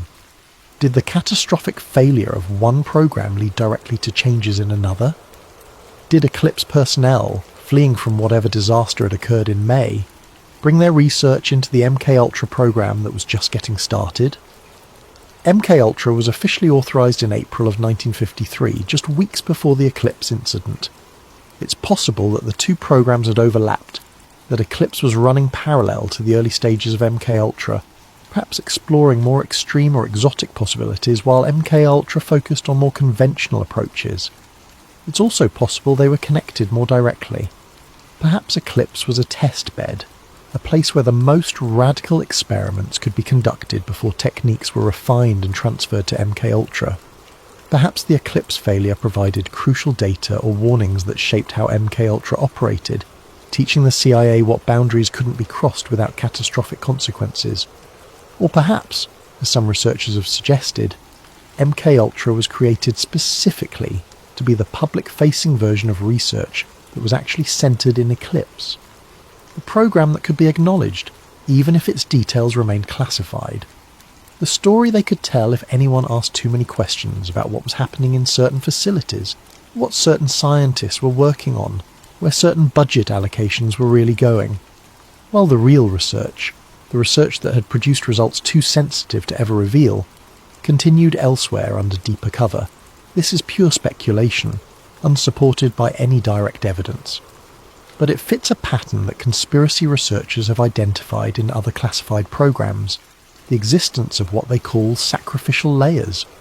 Programs that are classified but deliberately discoverable, designed to absorb scrutiny and satisfy curiosity while protecting something deeper. The Manhattan Project is a good example. It was enormously secret during World War II, hidden behind elaborate cover stories and security measures. But after Hiroshima, it was revealed and gradually declassified. Books were written, documentaries were made, the story became public history. But aspects of the Manhattan Project remain classified to this day. Certain techniques, certain relationships, certain capabilities that were developed in the rush to build the first atomic bomb. These details stay hidden while the main story is told openly. MKUltra followed a similar pattern. It was exposed in the 1970s. Congressional hearings revealed its abuses and excessive experimentation. The CIA director formally apologized. Thousands of documents were released to researchers and the public. The story became known history, a cautionary tale about the dangers of unchecked intelligence agencies. But significant portions of MKUltra's files were destroyed before they could be subpoenaed. In 1973, when it became clear that congressional investigators were closing in, CIA Director Richard Helms ordered the destruction of all MKUltra records. Most of the files were shredded or burned. What survived was damning enough.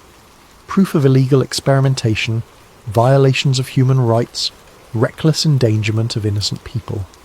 The documents that were released painted a picture of an agency that had lost its moral bearings in pursuit of mind control capabilities. But what was in the files that were destroyed?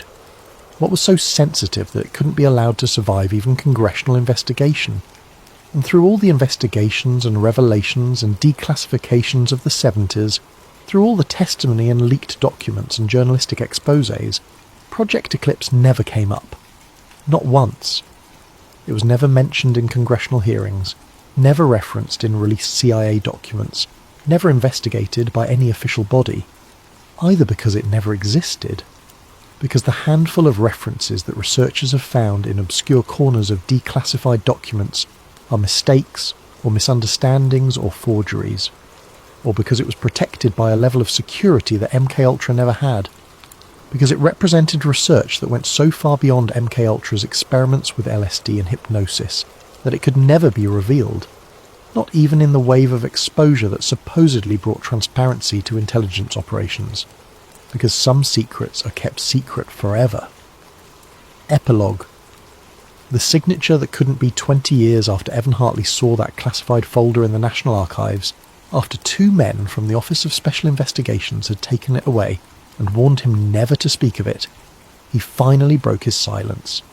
He was 68 years old by then, retired from government service for a decade, living quietly with his wife in a comfortable house in suburban Maryland. His children were grown and scattered across the country. He had grandchildren he doted on. He had a garden he tended and books he read, and a life that was, by any conventional measure, pleasant and peaceful. But he had never forgotten what he had seen that June afternoon in 1998. The photograph of von Braun with unknown men, the list of Category 2 specialists with their strange specializations, the Eclipse memorandum signed by a man who wasn't supposed to be signing anything in 1947, the final page ordering termination of civilian access and continuation of research off-site.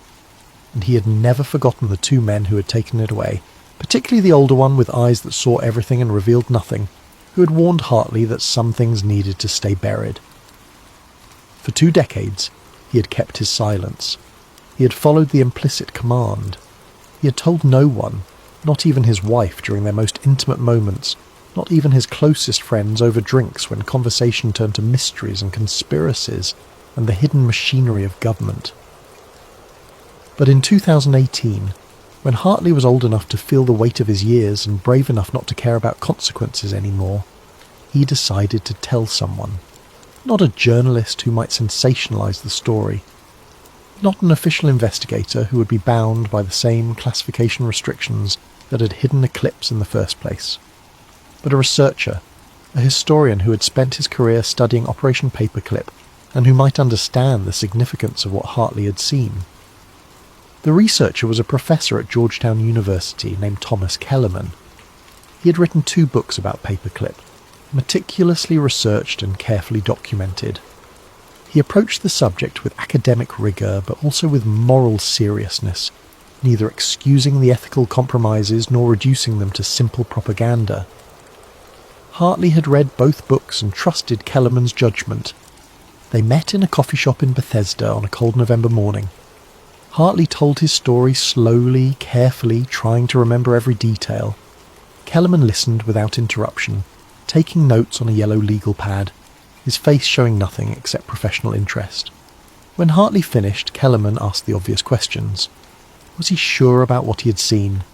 Could he describe the documents in more detail? Did he remember the exact names on the list? What about the men who had taken the folder? Hartley answered as best he could. But his memory after 20 years was imperfect.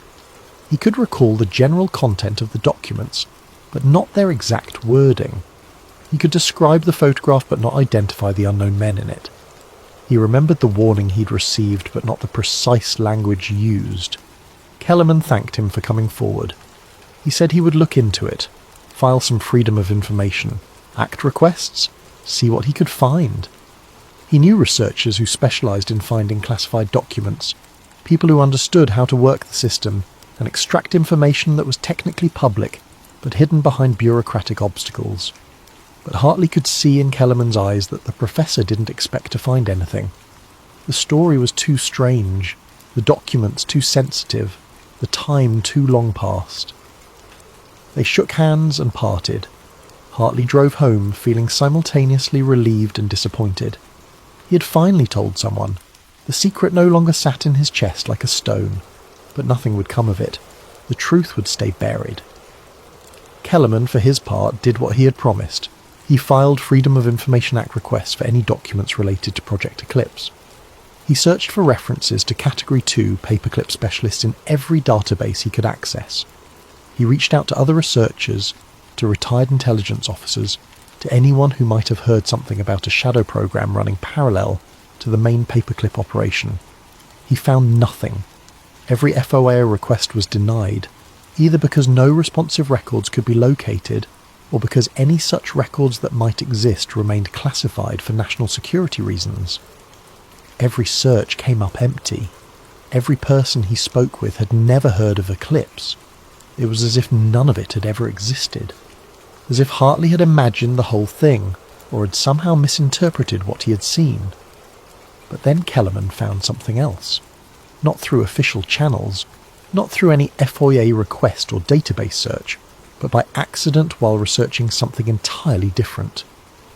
He was going through a collection of declassified OSS documents from the late 1940s, material that had been released years earlier and was available to researchers at the National Archives.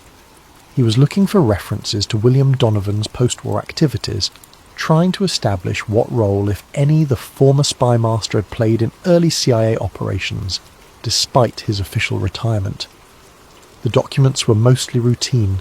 Meeting minutes from various committees, budget proposals, administrative memos about personnel and facilities, the mundane paperwork that any organisation generates.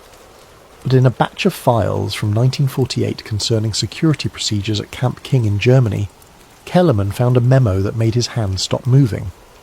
The memo itself was unremarkable. It discussed updating background check procedures for staff assigned to secure facilities, establishing new protocols for compartmentalised access, routine bureaucratic process. The kind of document that survives classification review precisely because it contains nothing sensitive or interesting. But at the bottom of the final page was a signature, a handwritten name, slightly faded but still legible after 7 decades. William J. Donovan. The same signature, with the same distinctive angular style that Hartley had described on the Eclipse memorandum, the same signature that should have belonged to a man who had retired from government service in October 1945. Kellerman stared at it for a long time.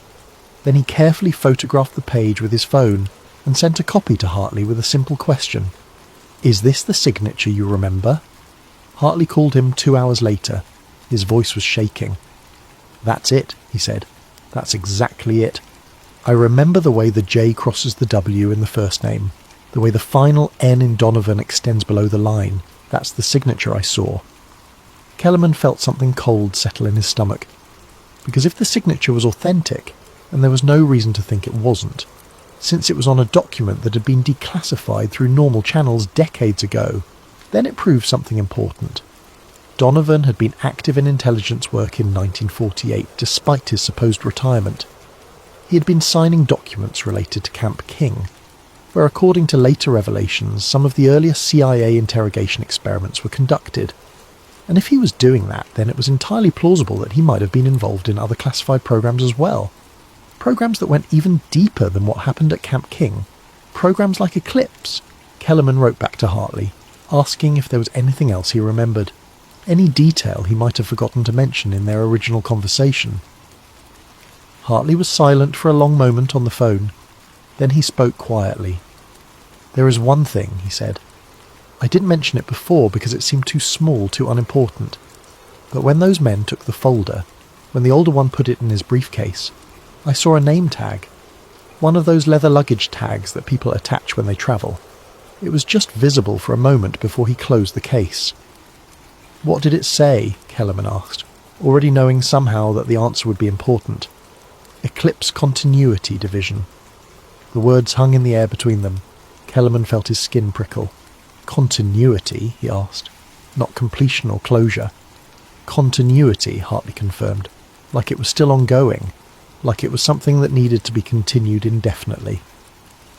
That conversation took place in January of 2019, 21 years after Hartley had found the folder, 66 years after the supposed incident that had ended Project Eclipse, 71 years after the program had allegedly begun. If the name tag was real, if Hartley's memory was accurate, then Eclipse wasn't just history. It wasn't just a program that had existed once and then ended. It was something that had continued, something that was still being protected, something that required its own division, its own organisational structure, just to maintain the cover-up and ensure that whatever had been discovered remained hidden. Kellerman filed one more, Freedom of Information Act request, this time specifically asking for any documents related to an Eclipse Continuity Division or any similar organisational entity within the Department of Defence or intelligence community. The response came 6 weeks later. A single-page letter on Department of Defence letterhead, signed by an official in the Office of Freedom of Information. The text was brief. "A thorough search of relevant records repositories has been conducted. No records responsive to your request have been identified. The entity named in your request does not exist and has never existed in any Department of Defence organisational structure. Further inquiries on this topic will not produce different results." Standard language, the kind of boilerplate response that government offices send to researchers who are chasing ghosts. Nothing unusual about it, except for one detail. At the bottom of the letter, below the printed signature, handwritten in blue ink in the margin, almost too small to read, were 3 words. "Stop requesting this." Kellerman stared at those 3 words for a long time. Then he carefully compared the handwriting to the signature he had found on the 1948 memo. They matched. The same angular style, the same way certain letters were formed, the same pressure and flow. The handwriting that belonged to William J. Donovan, who had died in February of 1959, 60 years before this letter was written. Operation Paperclip brought 1,600 German scientists to America after World War II. They helped build rockets and satellites. They helped win the space race and establish American technological supremacy. They helped land men on the moon and expand the boundaries of human achievement. This is historical fact. This is confirmed by thousands of documents and hundreds of witnesses and decades of research. This is taught in schools and documented in archives and accepted by serious historians around the world. But what if those 1,600 were just the public story, the acceptable face of something larger and darker? What if there were others, scientists whose work could never be acknowledged, whose presence could never be recorded, whose research went into areas that touched on the fundamental nature of human consciousness and perception? What if the real breakthroughs weren't in rocket science at all, but in the science of controlling minds, the ability to manipulate thought, perception, behaviour, perhaps even the structure of reality itself as experienced by human beings? What if some of that research succeeded in ways we still don't understand and aren't meant to discover? And what if it never stopped? What if somewhere in the maze of classified programs and compartmentalized research and black budgets that disappear into bureaucratic labyrinths, the work that began with those Category 2 specialists in the late 1940s continues still, protected by layers of deniability and maintained by people whose full-time job is ensuring that no one ever asks the right questions? The official records say Project Eclipse never existed. There are no files, no budgets, no personnel rosters, just fragments and anomalies scattered across decades of declassified documents.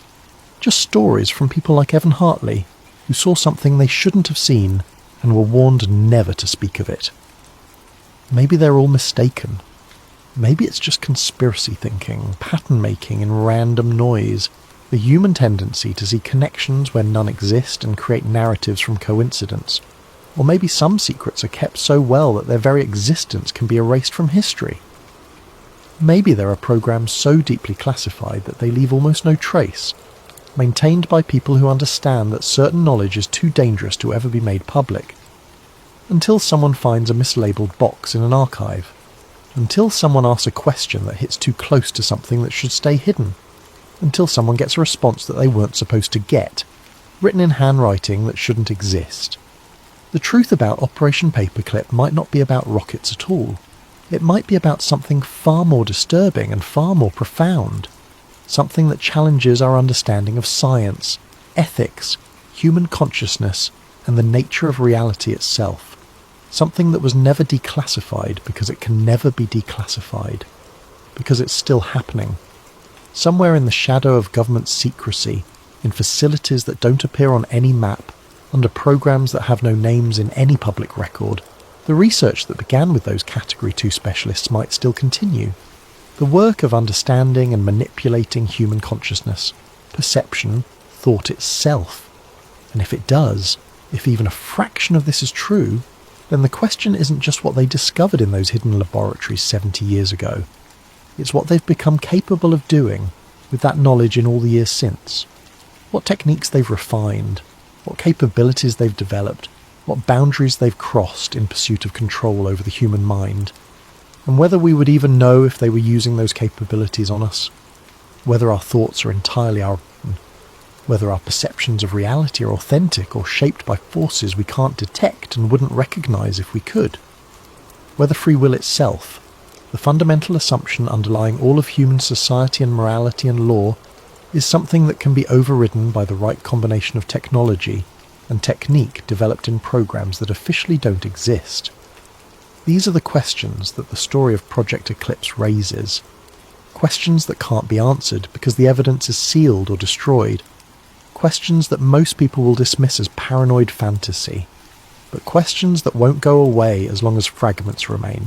as long as witnesses, break their silence, as long as researchers find documents that shouldn't exist and signatures that belong to dead men.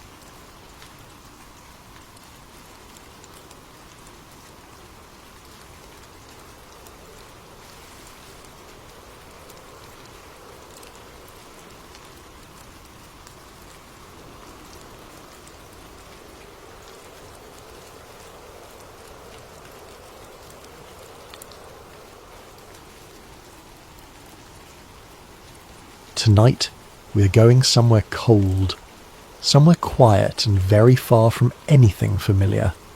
We are going to the mountains of Northern California in the winter of 1978.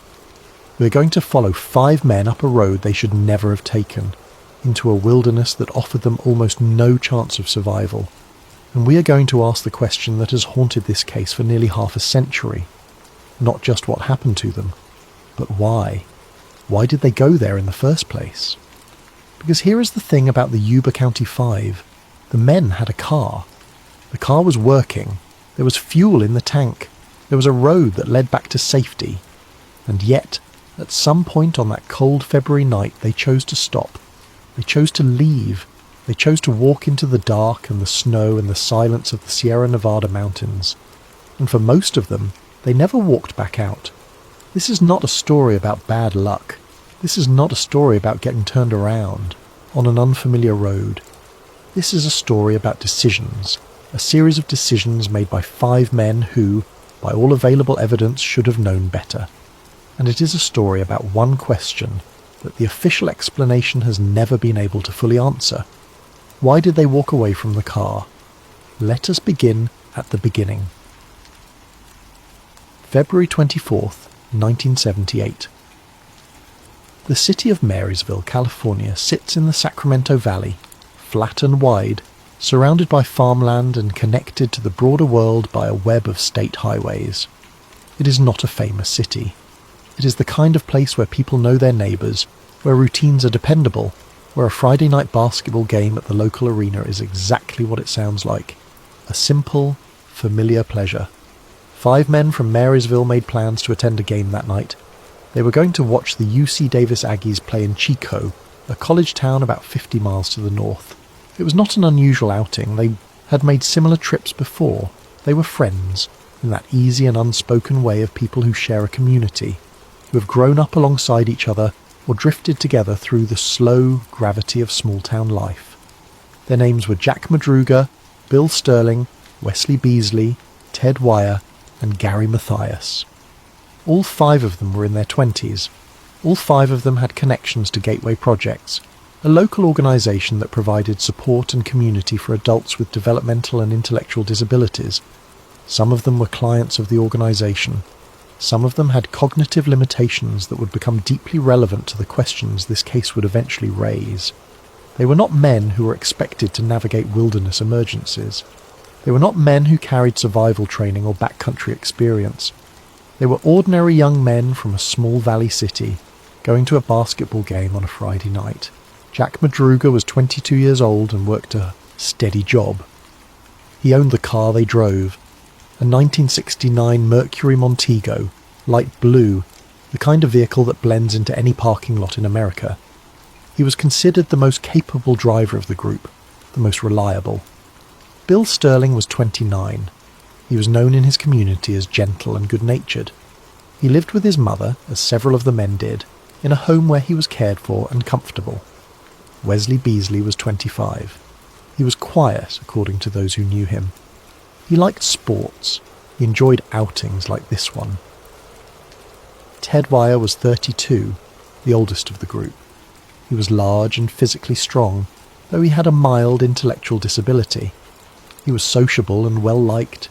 He lived with his parents and worked part-time. And then there was Gary Mathias. Gary Mathias was 25. He was, by most accounts, different from the others in certain ways that would later become significant. He had a history of mental health issues, including schizophrenia. He had served in the United States Army. He had some degree of survival training as a result of his military service. He was also, according to some accounts, the most physically capable member of the group, the one who, in a wilderness emergency, might theoretically know what to do. He was also the one whose body was never found. But we're getting ahead of ourselves. The game took place at Chico State. The UC Davis Aggies were playing, and all 5 men were present for it. They were seen at the arena. They were seen behaving normally, cheering, watching, doing exactly what 5 friends do at a basketball game on a Friday night. No one who encountered them that evening reported anything unusual. The Aggies won the game, the 5 men left, and that is where the certainty ends. The last known sighting. At some point after leaving the arena, Jack Madruga drove the group to a convenience store. The exact store, the exact time, and the exact nature of their stop have all been the subject of some disagreement over the years, but the broad outline is clear. 5 men in a light blue Mercury Montego stopped somewhere near Chico, got out, made a purchase or purchases, and then returned to the car. Witnesses who saw them at the store reported nothing alarming. No signs of distress, no unusual behaviour, no indication that anything was wrong. They were just 5 men at a late-night convenience store. Ordinary. After that stop, they should have headed south. The drive from Chico back to Marysville is a simple one. State roads, valley highways, familiar territory. The journey takes roughly an hour under normal circumstances. They had made this kind of trip before. They knew the way, but they did not go south. At some point, and no one knows exactly when, or exactly why, the Mercury Montego left the route home and began heading in a completely different direction. North, into the mountains, into the Plumas National Forest. The wrong road. Let us be precise about the geography, because it matters enormously. Marysville is in the Sacramento Valley. It sits at low elevation, surrounded by farmland. To return home from Chico, you drive south on State Route 99, or on similar valley roads that take you straight and flat and uncomplicated all the way back. The Plumas National Forest is northeast of Chico, up in the Sierra Nevada mountains. It is high country, rugged and cold in February, with elevations that reach well above 5,000 feet in certain areas. The roads that wind through the forest are narrow and remote. In winter, they can be treacherous. Snow, ice, darkness, and distance from any populated area make them a genuinely dangerous place to be without preparation. To reach the area where the Mercury Montego was eventually found, you would have to drive more than 60 miles out of your way. You would have to make multiple turns that take you progressively further from civilization and further into the wilderness. You would have to pass through Oroville, a small city at the base of the foothills, and then continue climbing up into the mountains on winding roads that grow narrower and more isolated with every mile. You would have to, in short, make a series of choices. Not one wrong turn, not a single moment of confusion. A series of deliberate seeming decisions that take you in a consistent direction, up and away, and deep into somewhere you are never supposed to be. At some point the car stopped moving. It was found the following day, February 25th, on a remote mountain road near the community of Brownsville, in the foothills that lead up toward the Plumas National Forest. The car was on the road's edge. The engine was not running. The car appeared undamaged. The fuel tank, while not full, had enough remaining to drive a significant distance. There was no sign of a crash, no sign of a mechanical failure, no flat tyres, no overheated engine, nothing that would explain why the car had been left where it was, and there were no men. All 5 of them were simply gone. The condition of the car, This is one of the most important and most discussed elements of the Yuba County 5 case, and it deserves careful attention. The Mercury Montego was in working order, not partially working, not limping along with some minor problem that might have motivated the group to abandon it. Working. The investigators who examined the vehicle found no mechanical defect that would have prevented it from being driven. The engine could be started. The car could have moved under its own power. The fuel situation is sometimes exaggerated in popular accounts of the case, but the essential fact remains. There was fuel in the tank. The car had not run dry. Whatever motivated the group to stop where they stopped, it was not an empty tank. The car had not been involved in a collision. There was no visible damage to the body. The windows were intact. The interior was, according to reports, unremarkable. No signs of a struggle, no evidence of violence, no indication of anything other than 5 people getting out of a vehicle and walking away from it. On the road where the car was found, there was a gate. The gate blocked further vehicle access up the mountain road. This is sometimes cited as the explanation. The men could not drive further, and so they walked. But this explanation immediately raises its own question. If the road was blocked, why not turn around? Why not drive back down the mountain the way they had come? The car could have done it. The road could have accommodated it. There was nothing stopping them from reversing course, and yet they did not reverse course. They walked forward, into the dark, into the snow, into the mountains. The search. When the car was found without its passengers on February 25th, local authorities launched a search. The terrain was difficult, steep, forested, cold, with significant snowpack at higher elevations. Search teams combed the area around where the vehicle had been abandoned. They found nothing. Not one of the 5 men was located. Not a trace of them. Not a discarded item. Not a footprint that led anywhere. The wilderness simply seemed to have absorbed them. Days passed. Then weeks. The search was eventually scaled back as the practical realities of wilderness rescue work against extended operations. Without new leads, without any indication of where the men might have gone or in what direction, the search became more a matter of hope than of genuine prospect. The families waited. The community in Marysville was shaken. These were not men who had gone hiking. These were not men who had planned any kind of backcountry adventure. They had gone to a basketball game. They had not brought camping gear. They had not brought cold weather clothing appropriate for extended outdoor survival. They were dressed for a night out, not for a February wilderness. Weeks turned to months, and then, in June, the first answers arrived. They were not the answers anyone had hoped for. June 1978. The trailer. Approximately 4 months after the 5 men disappeared, a search team operating deep in the wilderness discovered something significant. A United States Forest Service maintenance trailer. The trailer was a basic structure, used by Forest Service employees during the warmer months when maintenance and forestry work brought workers into the backcountry. In winter, it would be unoccupied and stocked with basic supplies, the kind of provisions that would allow workers who encountered emergencies to shelter in place. The trailer was several miles from where the Mercury Montego had been abandoned. The terrain between the car and the trailer was rugged and demanding. Not impossible to traverse, but not easy either, particularly in winter conditions with inadequate clothing. Inside the trailer, searchers found Ted Wire. He was dead. But the circumstances of his death were immediately, deeply strange. Ted Wire had not died quickly.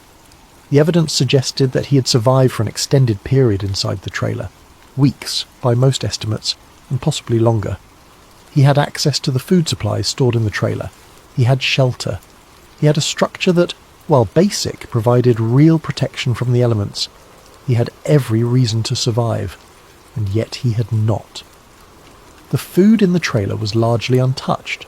The supplies that could have sustained him for a significant amount of time had not been fully utilised.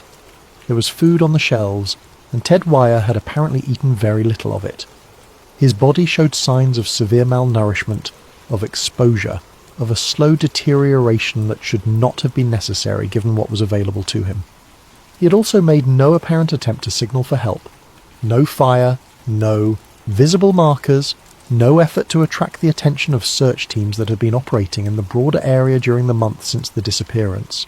The trailer's door, the trailer's basic utilities, the food in the trailer, all of it had been available to him. He used almost none of it. The question of why Ted Wire behaved the way he did in that trailer, why he did not eat, why he did not signal, why he did not do the things that should have been instinctive for a person fighting to survive, became one of the most haunting aspects of an already haunting case. The others. Not far from the trailer, search teams found the remains of 3 of the other men, Jack Madruga, Bill Sterling and Wesley Beasley. Their remains were scattered across the broader area in locations that suggested they had not made it to the trailer or had not stayed there. The exposure to the elements over the month since February had made a precise determination of cause of death, difficult in some cases, but the evidence consistently pointed toward hypothermia and the cumulative effects of being in a harsh environment without adequate shelter, food or clothing. 3 men dead in the wilderness. A 4th, Ted Wire, dead inside a structure that could have saved him. That left 1 member of the group unaccounted for. Gary Mathias was not found. His remains were not located near the trailer, were not found in the broader search area, were not discovered at any subsequent point in the investigation. No confirmed sighting of him after the night of the disappearance ever emerged. Gary Mathias simply vanished. And in that disappearance, in that single missing data point, lies what many investigators consider the most troubling mystery of the entire case. Gary Mathias. Let us return to Gary Mathias and look at him carefully, because his role in this case is central in a way that the straightforward tragedy of the other 4 men's deaths does not fully capture. Gary Mathias was different from the others in the group in a few specific ways. First, he had military experience. He had served in the United States Army. Whatever limitations he may have had in other areas of his life, he had been trained by the military, trained in the basic skills of survival, of navigation, of functioning in difficult conditions. He was not a specialist, not a survival expert, but he had knowledge and experience that the other 4 men simply did not have. Second, he had a history of schizophrenia. He had been diagnosed and had been managed at various points by medication. By the time of February 1978, he was reportedly doing well, stable, managed, living in the community. But his history of mental illness meant that under stress, under certain conditions, his behaviour and decision-making could become unpredictable in ways that were difficult to anticipate. Third, he had reportedly been doing very well in the period leading up to the basketball game. His family and those who knew him described him as being in a good place at the time of the disappearance. He was not, by all available accounts, in crisis. And fourth, and this is the point that the investigators and theorists keep returning to, he was the one who was never found. If Gary Mathias survived long enough to find the trailer, he was the most likely member of the group to have known what to do with it. If Gary Mathias encountered someone, or followed someone, or made a decision that the others followed, he was the most capable of the 5 of evaluating that decision and acting on it. If Gary Mathias walked away from the group, or was separated from them, or went somewhere the others did not go, he was the one who had the skills that might have given him a chance. But he was also never found. Not his body, not his bones, not a single artifact that confirmed where he had gone or what had happened to him. The possible explanations range from the mundane to the deeply unsettling. He may have perished somewhere the search teams did not reach, deep in the backcountry, in a ravine, in a location that the wilderness kept to itself. He may have survived and, for reasons related to his mental health, chosen not to return or made decisions that ultimately brought him to an end somewhere far from the others. He may have left the group before the others reached the trailer. He may have been with them when they arrived. No one knows. And the not knowing is its own kind of answer, one that shapes everything else about this case. The witness in the cold on the night of February 24th, on a road not far from where the Mercury Montego would later be found, a man named Joseph Shons was having a crisis of his own. Shons, a driver who was travelling in the area that night, had stopped his vehicle because he was experiencing severe chest pains. He was alone. He was frightened. He believed he might be having a heart attack. While he sat in his stopped car waiting for the pain to subside, he later reported seeing something remarkable. He saw lights. He saw figures, people, moving in the darkness near the road. He heard sounds that he associated with people being present. He called out asking for help because he was in distress and was hoping that whoever was out there might assist him. No one came. The figures, if that is what they were, moved away. The lights faded. Shons eventually recovered enough to drive himself to safety, and he later reported what he had seen to authorities when news of the missing men emerged. His account was examined carefully and ultimately treated with significant skepticism. Shons had been in physical distress, experiencing chest pain, potentially under the influence of whatever physiological event was causing that pain.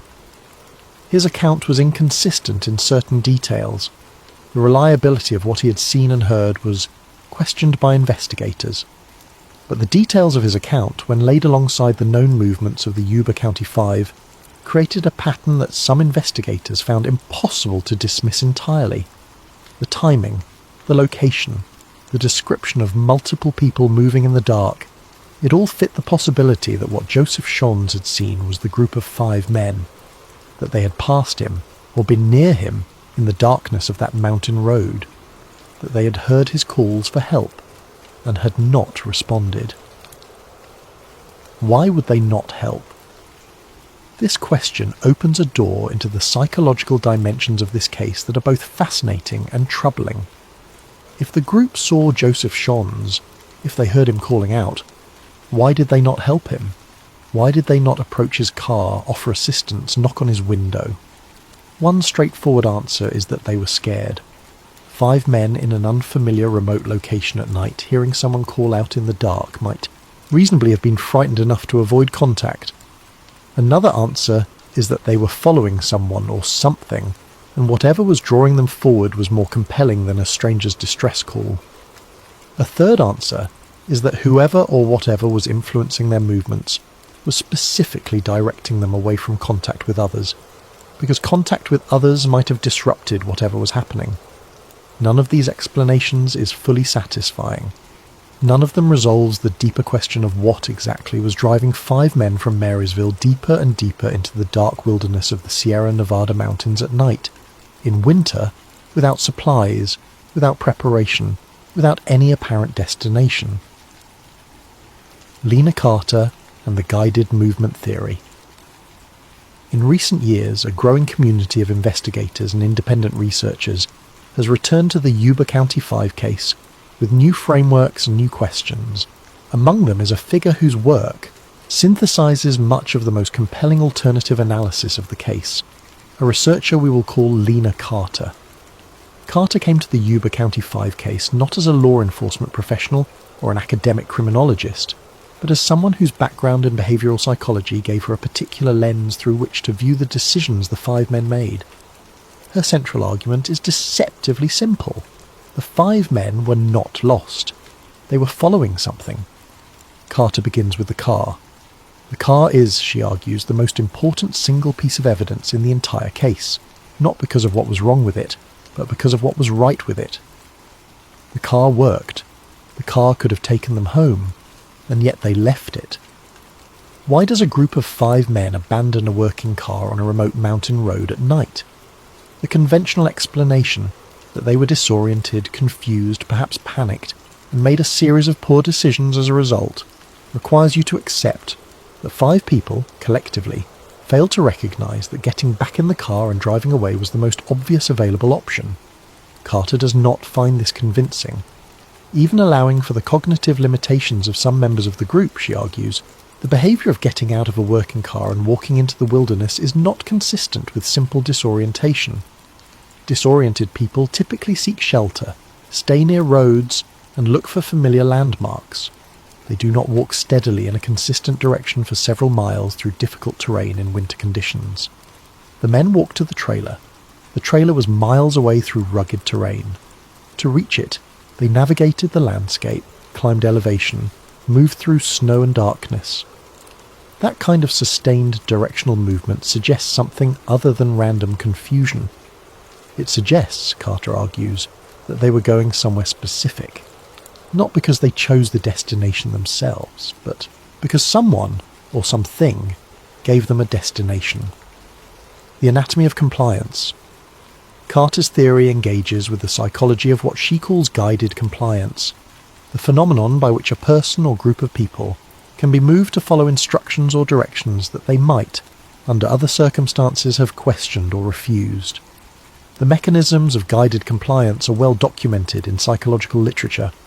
They include the presence of an apparent authority figure whose instructions are accepted without challenge. They include the step-by-step nature of escalating compliance. If you accept the first instruction, you are more likely to accept the second, and so on.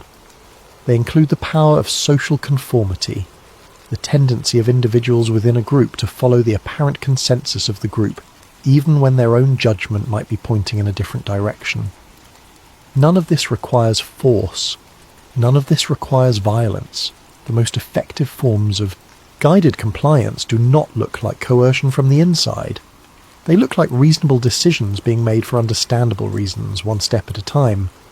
Carter suggests that the Yuba County Five may have encountered someone on that mountain road who, intentionally or unintentionally, became an authority figure that they followed.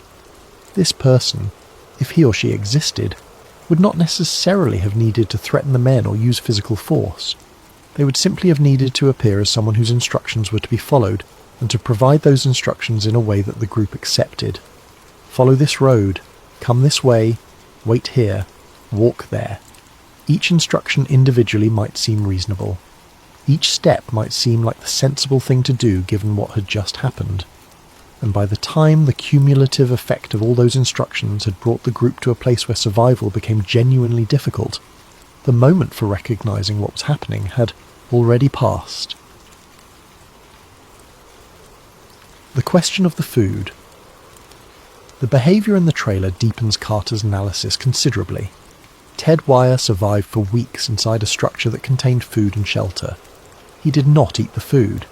He did not use the shelter as aggressively as survival instinct would suggest. He did not signal for help.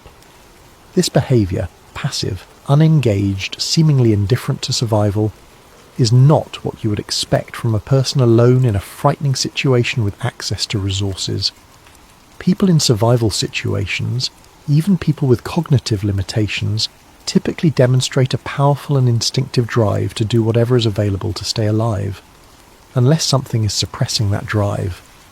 Carter identifies the behaviour in the trailer as consistent with a psychological state she describes as learned helplessness in extremis, the condition of a person who has been conditioned to wait for instructions, to defer to an external authority to a degree where the absence of that authority produces paralysis rather than independent action. If the 5 men had been following someone's instructions from the moment they abandoned the car, and if that someone was not present in the trailer, then the absence of instruction may have produced a state of suspended waiting. They were in the trailer. They were told, or had come to believe, that the right thing to do was to wait, and so they waited. Even as the cold deepened and the food went untouched, and the weeks accumulated into something unsurvivable. This is a deeply disturbing reading of the evidence, but Carter argues that it is the only reading that fully accounts for the specificity of what happened in that trailer, not just that Ted Wire died, but how he died, and why. Gary Mathias and the disappearance within Carter's theoretical framework. Gary Mathias occupies a position that is both central and unresolvable. Mathias had military training. He had survival skills. If anyone in the group would have recognized the danger of the situation, if anyone would have understood at some level that something was wrong with what was happening, it was Gary Mathias. Carter raises the possibility that Mathias did in fact recognize this, that at some point in the sequence of events, at the car, on the road, at the trailer, something triggered the military training and survival instinct that his army service had built into him, that he saw something, or realized something, that the others did not, and that what he did with that recognition is the answer to the question of where he went. He may have tried to find help. He may have backtracked toward the road, attempting to flag down a vehicle or reach a populated area. He may have left the group to pursue a lead or a possibility that the others, in their increasingly passive state, were no longer capable of acting on. Or, and this is the darker reading that Carter does not dismiss, He may have been the one who, in one way or another, contributed to the direction the group took. Not deliberately, not with malicious intent, but through the particular kind of decision-making that his mental health history sometimes produced. Under stress, in a strange environment at night, with a history of schizophrenia and a military training that may have produced its own kind of certainty, Gary Mathias may have been the authority figure the others followed. Not a stranger on the road, one of their own. And if that is true, then his disappearance takes on an entirely different meaning. Not a man who survived and never came back. Not a victim who perished somewhere the search teams did not reach. But a man who, having led his friends somewhere terrible, walked away from what he had done and was absorbed by the same wilderness that took the others, leaving behind nothing but the absence that has haunted this case for decades. Carter is careful to note that this reading is speculative. It is not what she considers the most likely scenario, but it is the one she cannot entirely dismiss, because the alternative, that 5 men simply got confused on a road they had driven before and walked themselves to death for no reason anyone can fully articulate, requires its own kind of faith in the inexplicability of human behaviour, and Carter does not have that faith. What the official record says, the official investigation into the Yuba County 5 concluded broadly that the group became disoriented after the basketball game, possibly due to the unfamiliar mountain roads, possibly due to some triggering event or decision that misdirected them, and that they subsequently became lost in the wilderness and perished due to exposure. The authorities involved in the case noted several specific theories about why the group may have taken the mountain road rather than the valley route home. One suggestion was that the group may have been following a car that they had, for reasons unknown, decided to follow another vehicle, and that vehicle had led them off their intended route. Another suggestion was that a misunderstanding about directions, combined with unfamiliar road signage, had sent them off course. Gary Mathias's absence from the recovered remains was noted but not conclusively explained. The wilderness, the investigators suggested, may simply have kept him in a ravine, a creek, a dense patch of backcountry where search teams did not penetrate. The official explanation is not unreasonable. Stranger things have happened, and tragedies of exactly this type, people making a series of bad decisions in unfamiliar terrain with terrible consequences, are documented in wilderness emergency literature. The cognitive limitations of some members of the group are real factors that cannot be dismissed, but the official explanation has never sat comfortably with everyone who has examined this case, because it does not account for the car. It does not account for the distance travelled on foot in winter conditions. It does not account for the passivity in the trailer. It does not account for Gary Mathias. And it does not account for the peculiar, specific, almost deliberate quality of the decisions these 5 men made. Decisions that, when laid end to end, form not a pattern of random confusion, but something that looks, if you look at it long enough, almost like a route. The case that doesn't fit, the Yuba County 5, is not a famous case in the way that some true crime stories are famous. It does not have a villain whose face has become a cultural artifact, or a location so notorious that its name alone carries the weight of what happened there. It is not famous in the way that cases with clean, resolved narratives tend to be famous. It is famous in a different way, the way that things become famous when they resist resolution, when the known facts keep producing questions that the available explanations cannot satisfyingly answer. People return to this case again and again, not because they believe there is a simple answer waiting to be discovered, but because the questions it raises are the kind that matter. Questions about decision-making and authority, and the nature of why people do what they do. Questions about vulnerability and trust and what happens when both of those things are operating under extreme pressure. Questions about Gary Mathias, whose absence is a hole in the middle of the case that nothing has ever filled. The 5 men who left Marysville on February 24th, 1978 were not adventurers. They were not risk-takers. They were 5 friends who went to a basketball game and expected to come home. Most of the world they lived in, the familiar streets, the supportive community, the Gateway Project's organisation, their families and neighbours, was built around making sure that ordinary life was accessible to them, and for most of their lives it was. But on that night something went wrong. Something pulled them off the route home and onto a mountain road in winter. Something made them leave a working car. Something made them walk miles through snow and darkness to a trailer in the wilderness. And something, whether it was a failure of nerve or a failure of instruction, or the particular psychology of 5 people in a terrible situation, made them stay there. Made at least one of them stay there until there was nothing left to stay for. The case was never officially closed because it was never officially solved. The deaths were ruled accidental. No foul play was established. No person of interest was ever identified, charged or arrested in connection with what happened. Gary Mathias was listed as missing. He remains missing to this day. The mountain in February. There is something about the terrain itself that demands a moment of quiet consideration. The Sierra Nevada mountains in February are a particular kind of place. The light during the day is sharp and clear and indifferent to human need.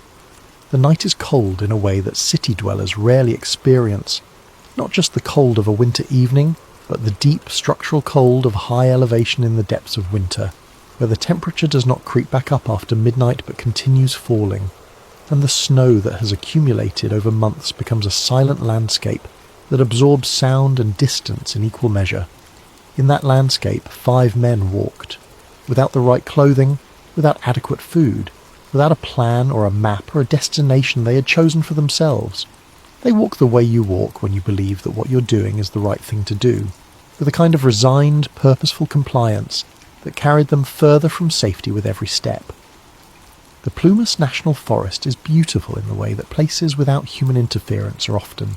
Beautiful, vast and indifferent, and full of a silence that has nothing to do with peace. It is the kind of place where it is easy to imagine that the normal rules do not apply, where it is easy to imagine that a person's usual instincts might become confused, might defer to something external, might wait for a permission that never comes. 4 of those 5 men died there, in the cold and the quiet, under the particular February sky of the Sierra Nevada. They reached the end of whatever had been driving them forward. And one of them, the one who might have known best what to do, walked away and was never seen again. Questions without answers.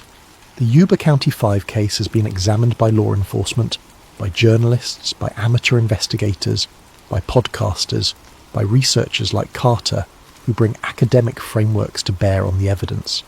It has been written about in books, and debated in forums, and dissected in the particular obsessive way that truly unresolved cases attract. And still, the key questions remain. Why did they take the mountain road? Why did they leave the car? Why did they walk as far as they walked in the conditions they were in? Why did Ted Wire not use the resources available to him in the trailer? Where is Gary Mathias? Each of these questions has answers that are technically plausible. Disorientation, confusion, cognitive limitations under extreme stress, poor decision-making, the particular tragic math of 5 vulnerable people in an impossible situation. But the answers feel incomplete in a way that is hard to articulate and impossible to dismiss. Because when you look at the full sequence of events, from the basketball game in Chico, to the convenience store stop, to the mountain road, to the abandoned car, to the miles, walk to the trailer, to the passive death and the single vanished man, you're looking at something that does not behave the way accidents usually behave. Accidents are chaotic. Accidents scatter. Accidents produce incoherence. People going in different directions, decisions that have no internal logic, outcomes that reflect the randomness of panic. The Yuba County 5 case has a strange internal coherence that accidents do not usually produce. The men went somewhere specific. They went there together.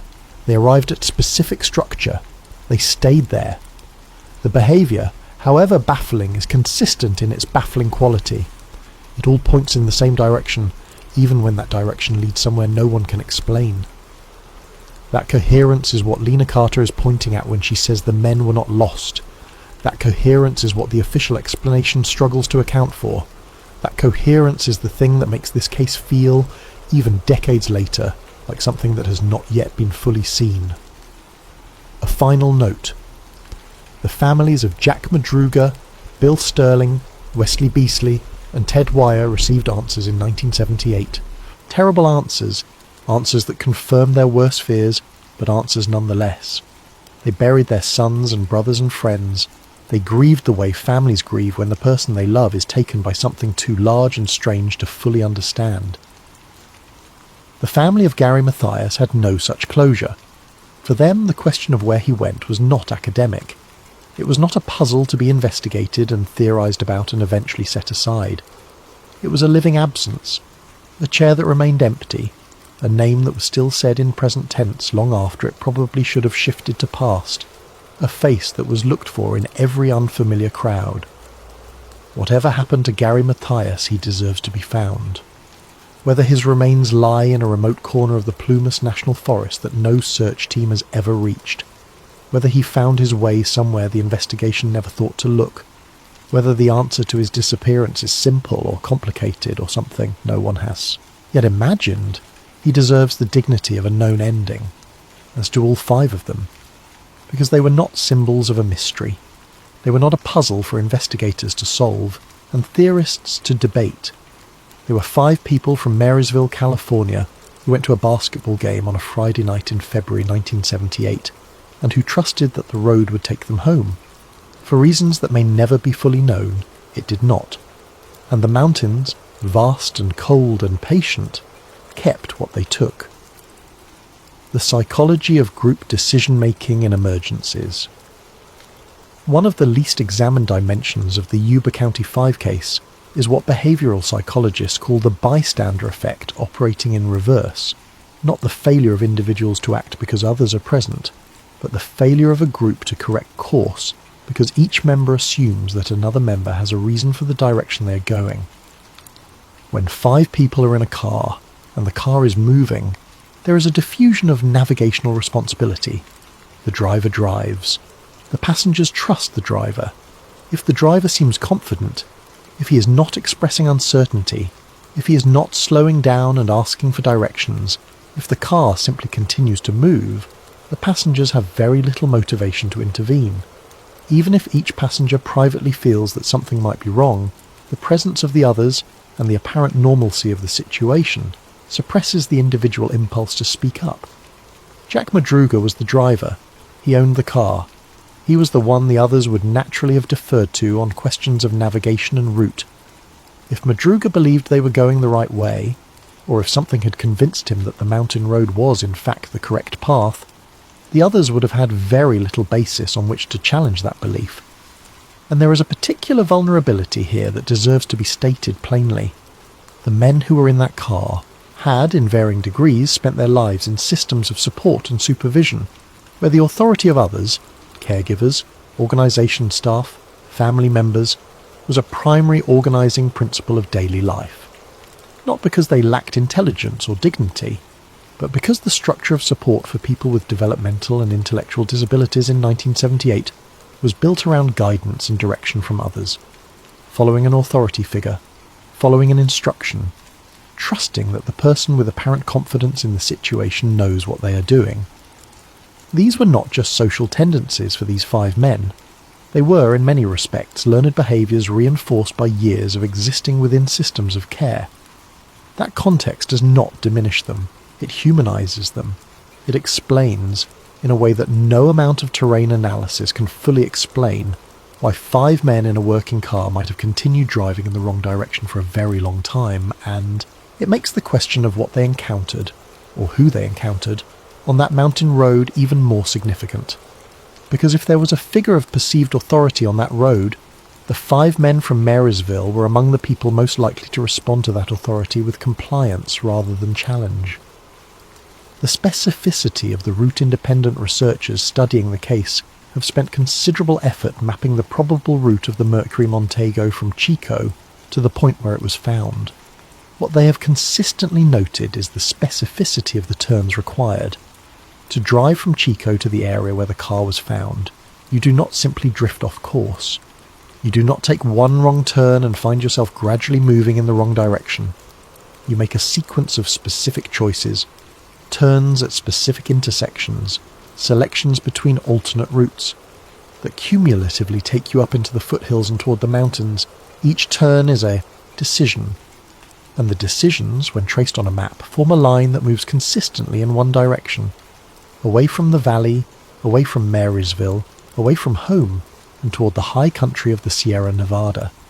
Some researchers have noted that the route the car appears to have taken is consistent with someone who is either familiar with those roads or following something, another vehicle, a set of directions, a sequence of instructions, that imposed a consistent direction on the journey. The alternative explanation is that Jack Madruga, navigating unfamiliar mountain roads at night, made a series of wrong turns that happened to all point in the same direction. This is possible. Wrong turns do not always cancel each other out. It is entirely conceivable that a driver who is lost can compound his lostness in a consistent direction simply by making choices that feel, in the moment, like corrections.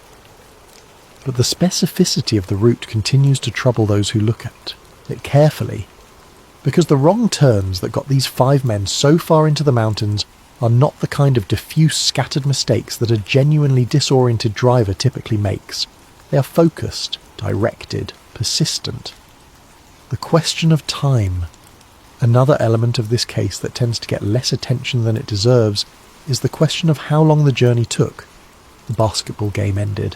The group stopped at a convenience store, and then, at some point, they were on a mountain road 60 or more miles from where they should have been going.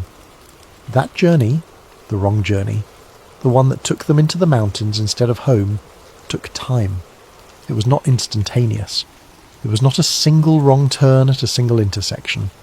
It was an extended drive at night through increasingly remote terrain that lasted long enough to take them deep into the foothills and up toward the forest. During that extended drive, there was time to notice that things were not right. There was time to check landmarks, to recognize that the terrain was becoming unfamiliar, to question whether this was the right road. There was time for one of the passengers to say, "This does not look right," and for the driver to consider that possibility. That time passed without any of those things apparently happening. Which brings us back to the central puzzle. Why did they keep going? If they were following another vehicle, the answer is that the vehicle in front of them kept moving, and they kept following it.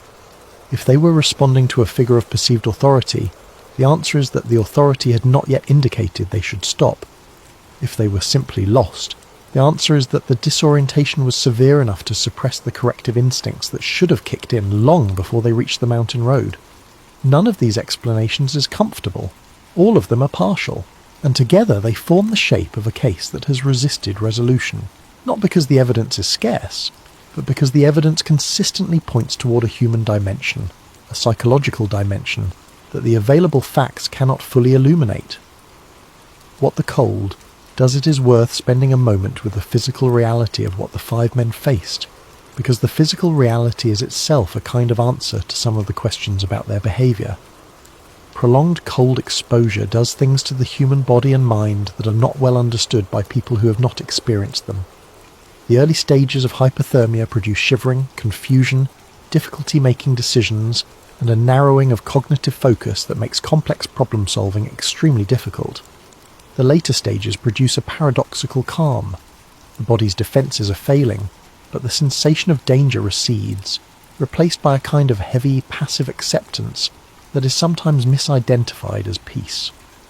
People in the late stages of hypothermia do not, as a rule, fight. They do not look for exits. They do not eat the food that is available to them or light fires or signal for help. They wait.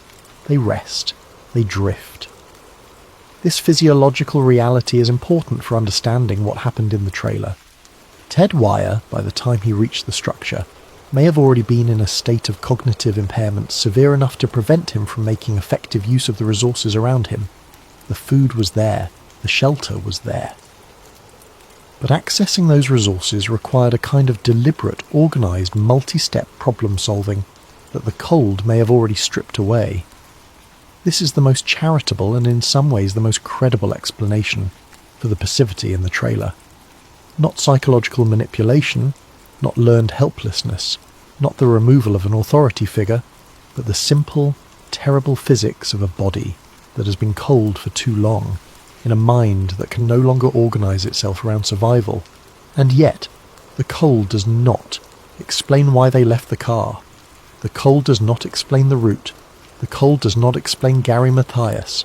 The cold explains the ending. It does not explain the beginning. the lasting resonance of an unsolved case. Cases like the Yuba County Five have a particular kind of cultural resonance that solved cases rarely achieve. When a crime is solved, when a mystery is explained, when the loose ends are tied and the cause is established and the verdict is delivered, the case closes. It becomes history. It becomes something that happened and then was resolved. Unsolved cases do not close. They remain open, not just in the technical sense of the investigation, but in the psychological sense of the people who follow them. The questions continue to be asked. The evidence continues to be examined. New frameworks continue to be applied. New investigators continue to bring their perspectives. New generations of people encounter the case and find in it something that the previous generation also found and could not fully articulate. What they find, in this case, is the particular discomfort of a story that begins in the entirely ordinary, a basketball game, a group of friends, a Friday night, and arrives somewhere so far from ordinary that the distance between the 2 points cannot be crossed by any conventional explanation. That distance is what keeps people coming back, because we live our ordinary lives assuming that the familiar world is stable, that the routes we know will take us where they always have, that the car will start and the road will be the road, and the night will end with us safely at home. The Yuba County 5 case is, among other things, a reminder that this assumption is not guaranteed, that the ordinary can tip into the strange without warning, without reason, without any opportunity to correct course, and that sometimes, in ways that no one can fully explain, people walk away from safety and into the dark.